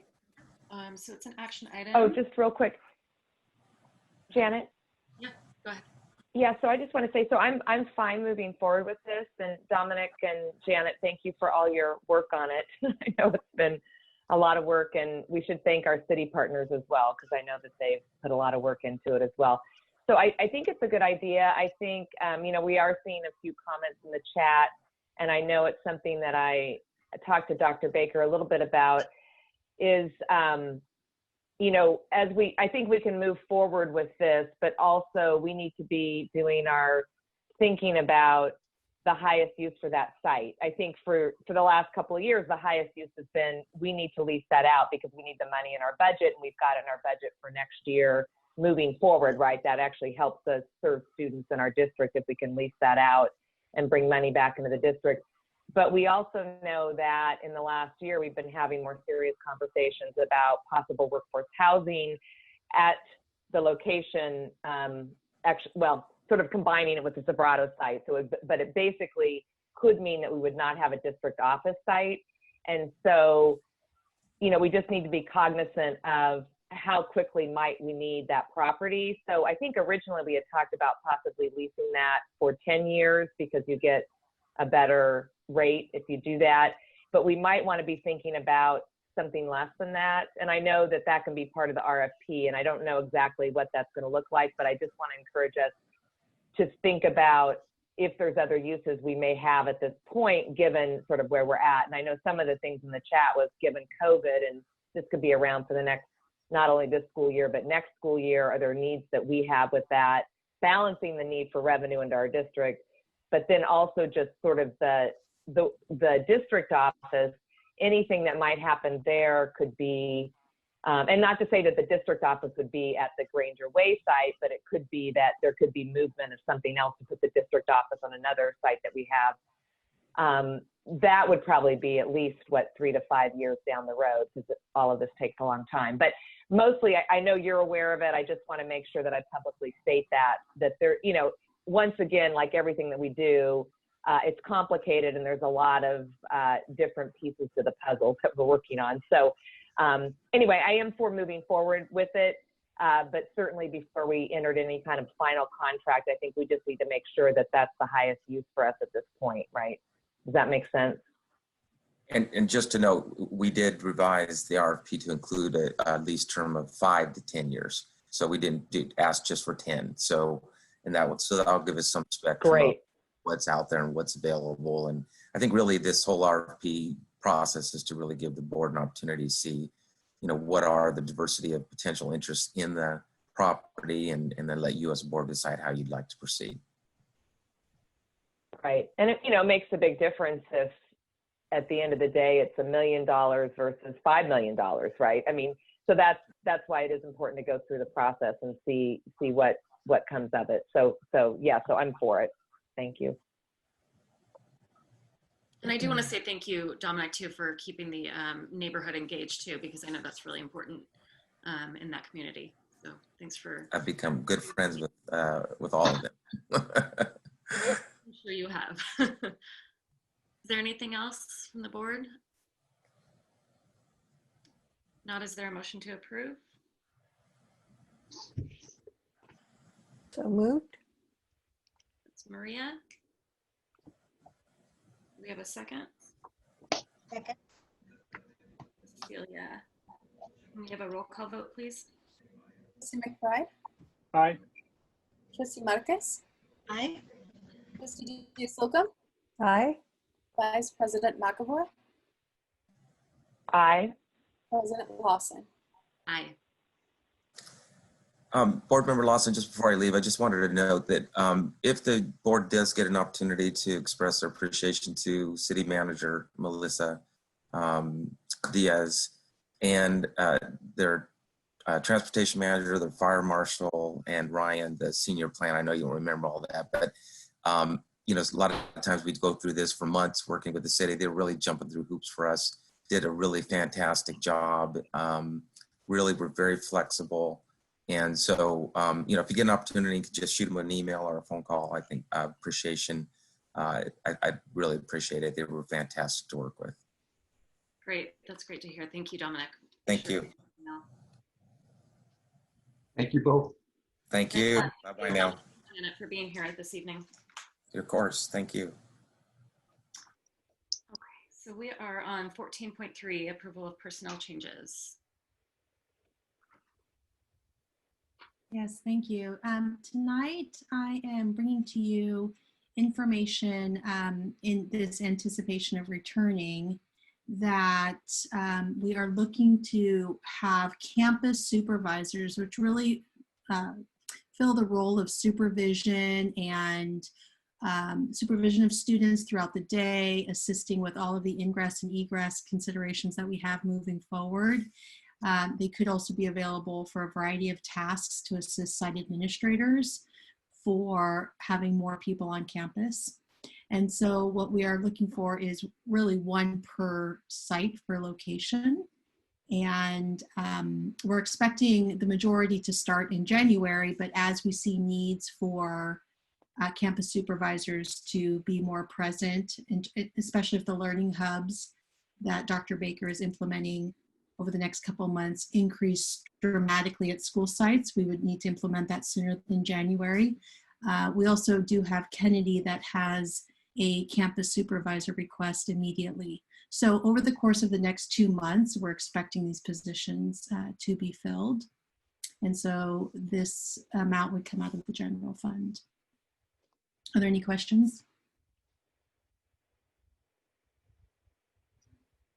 I see none. I cannot find Maria or Cecilia. There's Maria. Oh, there's Cecilia right next to her. Okay. Looks like no questions. Then do we have a motion to approve? So moved. Second. Oh, I think that was Elisa and then Maria. A roll call vote, please. Trustee McBride? Aye. Trustee Marcus? Aye. Trustee Slocum? Aye. Vice President McAvoy? Aye. President Lawson? Aye. Okay, thank you. We are moving right along to report from board members and superintendent. It is 9 o'clock. I'm assuming we can just power through and finish the agenda without a break. Okay. Does anybody have anything to report out on? None for me. Yeah, I have a few things. So I attended by Zoom, as everything is, last week a presentation to the parents called Garfield Modernization. And it was done by the architects and Lupe Torres Khalil. And Lupe just did a great job, and the architects did a great job. And the questions the parents had were all answered, and they seemed very pleased with the presentation and the diagrams. So they did a great job. And then we had the Ken Awards, where Kennedy got a Ken Award on Friday, which was really exciting.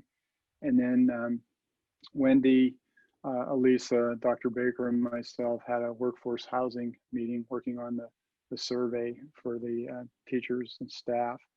And then last night I was in an event with Congresswoman Spear and Assemblymember Mullen, and I got a chance to thank them for all they do to support us. And so I think they appreciated it. That's all I had.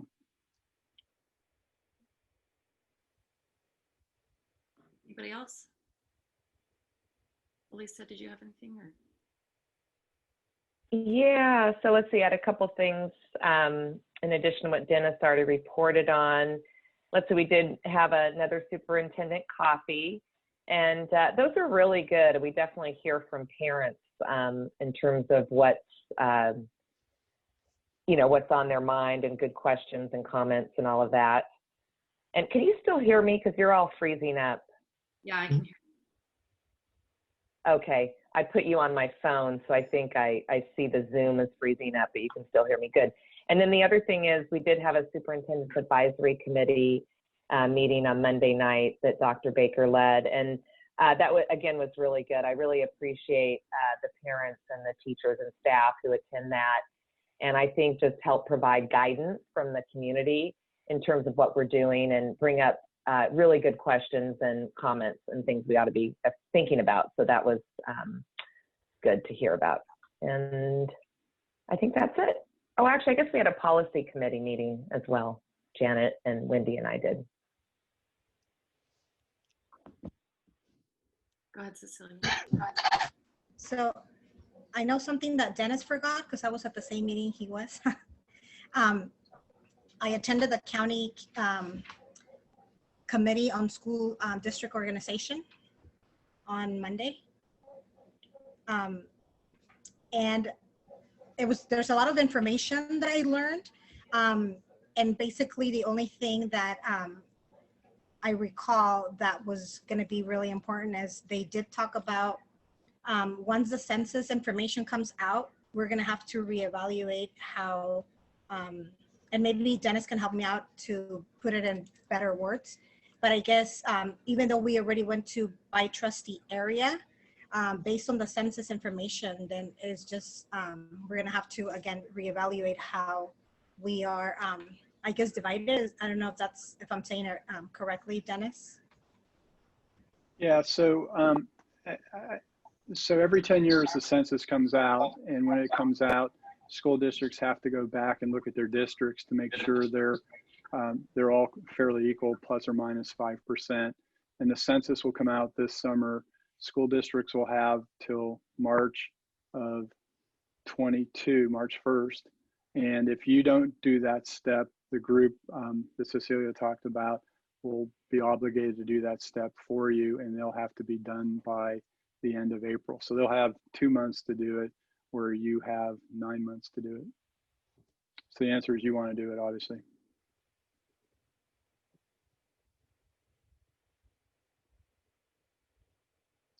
I think that's it from Cecilia. Yeah, so I same things, I guess, the coffees and the policy committee, and then the induction leadership committee meeting that you guys heard about that we had today. Dr. Baker? A lot of the same, with the exception of one, that Dennis forgot: the PTA.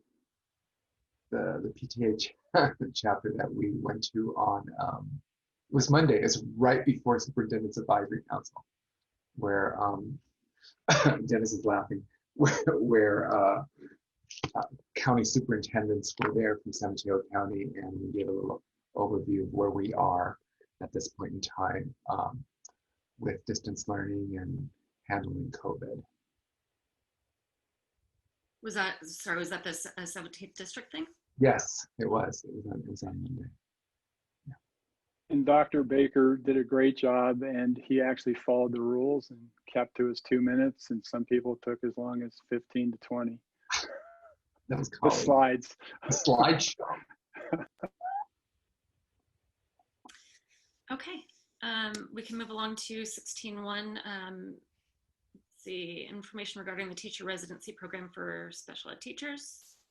Thank you. So I'm bringing to you tonight a unique opportunity for our district to participate in.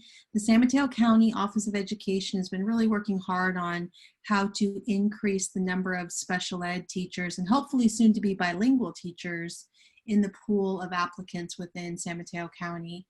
And so last year brought to our attention an opportunity to have teacher residents be a part of our district.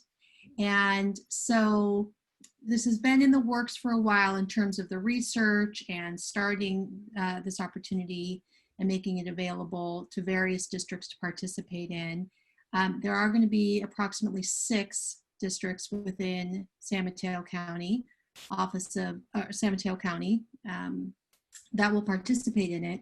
But what's great about it, and the idea is that we're really growing from our own community. We would be seeking teacher residents who are candidates that would participate in a credential and master's program concurrently to earn their special ed credential that would be run through the San Mateo County Office of Education in conjunction with the Alder Graduate School of Education.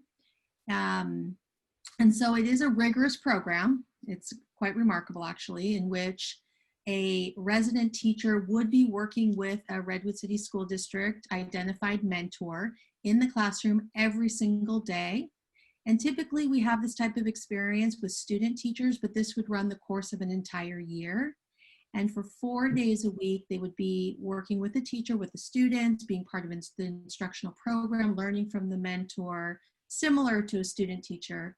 But then 1 day a week would be attending classes at the San Mateo County Office of Education through Alder Graduate School. And so what that would allow for is the teacher resident to have this opportunity to take classes, complete coursework and homework after school hours, but then to really have a hands-on learning experience with the ultimate intention of hiring these folks when they are completed, if all works out. That's really what our intention is.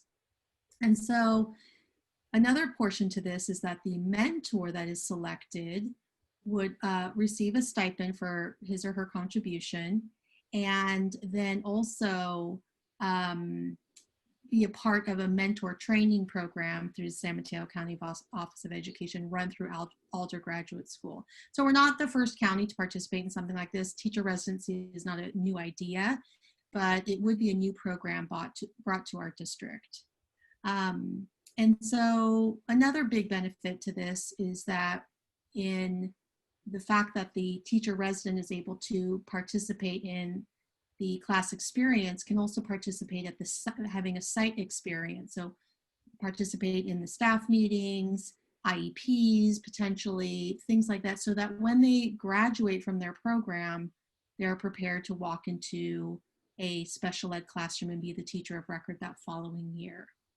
So with that comes a contribution from the district to participate in the program, and it would be a total of $21,000.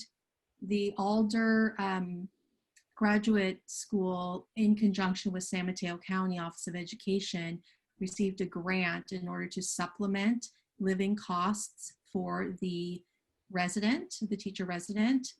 So the contribution that I'm proposing tonight would be for the difference to make up that amount of total living costs. So $5,000 for each resident teacher, and for a total of 3 teachers. We want to start small. We also have to identify well-seasoned mentors that want to participate. And this is specifically special ed only at this point. And then of course a $6,000 stipend, meaning $2,000 each for each of the teacher mentors. So this is a contract through the San Mateo County Office of Education that will eventually come to you should we choose to participate. But I did put this as an information item tonight to just talk through any questions that you might have and open up a discussion. And then in a subsequent board meeting would bring you an approval proposal along with an MOU, seemingly, at that time. So are there any questions about this proposal?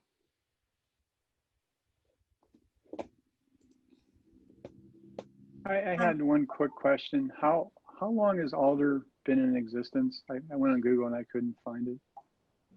They have been in existence for, I want to say at least 5 years within this context. I'd have to go and research the exact number. No, that's fine. I just, it's interesting they're actually in Redwood City. Yes. Yeah, thank you. I think it's a great idea. I do have one question. How would you do the advertisement to actually get some of those people interested in participating? That's a great question, and that is something that we discussed as a consortium, essentially, that is working through this up and down the peninsula with the 6 districts that will be participating. Because your gut inclination is to advertise this to our instructional assistants because it's similar work. And that is a possibility. We, of course, want to grow our own. We would love it if instructional assistants or really any classification is interested in other types of educational careers. So that is an option, although the dedication and the work requirement would require them to resign in their current position, of course, because of the required work. So what San Mateo County Office of Education and Alder has recommended through experiences in other districts is to really advertise within the community. So it would be an opportunity for Jorge to assist us with advertising. We would host information meetings to draw people from the community to come in and learn about this opportunity. And then, of course, like I mentioned, talk to our current employees. So it'd be quite a bit of advertising, and they do help with that. They have someone on site that actually works with our HR department to host these sessions. So we're not inventing these items. It's a tried and trusted type of advertising opportunity with a streamlined approach with deadlines and so forth, so that people learn a lot of information and can make a decision. Great, thank you. So Wendy, can you talk about it? It looks like it's $19,000 a year, and and you have to have an undergraduate degree. So I know Sequoia was doing a program where they were giving stipends to instructional aides to go get their VA, and then they could get their credential.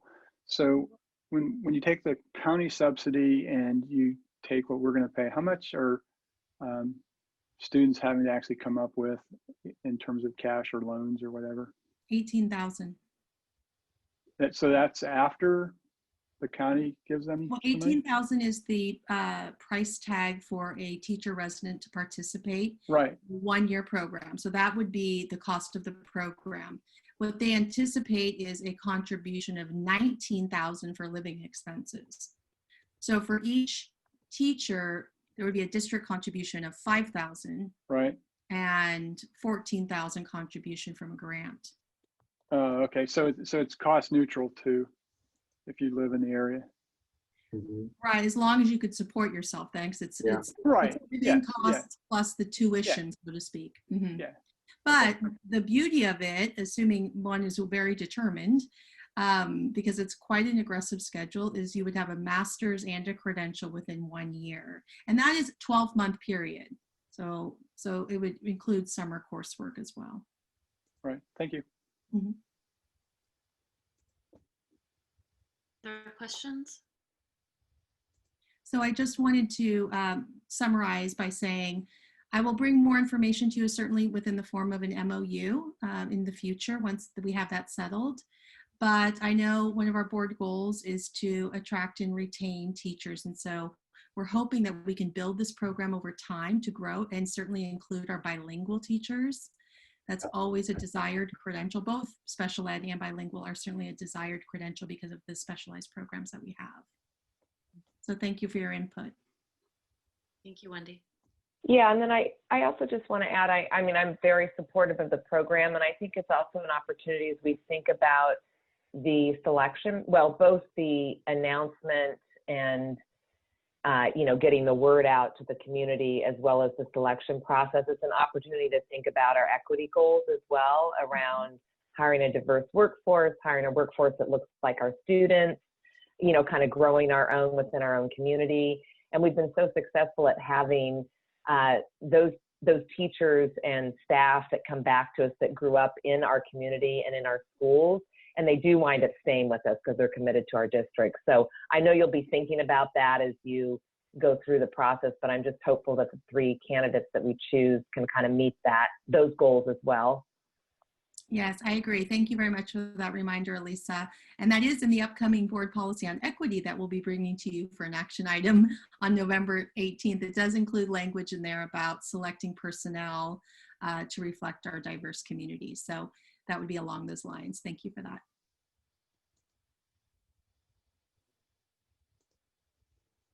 Anybody else? Thanks, Wendy. Okay, we'll move on to 16.2, the information, contract update, information and credit card summary. Any questions or comments? None. Okay, 16.3, the unaudited actuals for where are we? Connect, KIP, and Rocket Ship. Questions, comments?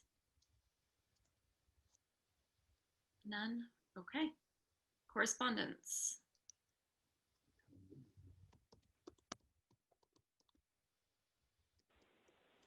Lots of emails again. Actually, maybe not lots compared to when we get hundreds, but some emails. Yeah, I was going to say I've been getting some emails specifically about the parent surveys and whether or not they're binding. So that's about it. Nothing? Okay. Other business suggested items for future agenda. I had one. It would be actually a fun one. And President Lawson and I talked about this. We all got the email from the vice principal at Kennedy about Sports Buddy providing 1,000 face masks for Kennedy students. And it was Betty Tsai from Palo Alto High School senior and Dylan Chang, a senior at Carlmont. And I think it would be great if we could invite them to a meeting and acknowledge their contribution to Kennedy, because that's pretty cool as high school students to do that. Yeah, I think that's a great idea. Anything else? Okay, changes to the board agenda schedule. So Dr. Baker, I think, do we know if we need to add one more meeting in December? They didn't get back to me today. We need to find out. And I don't know if the board recalls the memo that came out from John Byer in regard to the sitting of new board members on the board. So the memo does indicate that we have this time frame that we have to do that. And it doesn't coincide with our December 9th board meeting. And my question to our council was, we could do it the following week and be within the timeline, but that following week is Hanukkah, if I'm not mistaken, right? Ellie, I think it was Hanukkah. And so and then right after that is winter break. So I wanted to know if there was any stipulation that I could work myself around that date, but it doesn't seem so. So we may have to have a short meeting that Hanukkah week. There's no way of avoiding it, not unless we were to do something that the week of winter break. And just to clarify for the members of the audience, that's to seat our new board member that's in December. That's Mike Wells, who is in the audience. I know he's here. So Mike, we'll be in touch with you about a potential extra December meeting also. I know that they were both counselors both attorneys that I left message with were both in court today. So maybe that's why they did that. So Dr. Baker, I wonder if there isn't another question to ask, and that's, can you do the swearing in without it being a board meeting? That's a good question, yeah. Now, I don't know if And we can take this. I'll take that. He's already sworn in. No, it's actually not. You have to do it in order to file. If you read the letter carefully, the filing doesn't count. I did Yeah, not. it doesn't count. Okay. Got it. It's specifically covered that it used to, but now it doesn't. Okay. Got it. Okay. So we'll have to figure that one out. Yeah, I would say definitely look into that, because I'd prefer not having a meeting unless we need one. I mean, I'm happy to have one if we need one, but we do have a lot of meetings.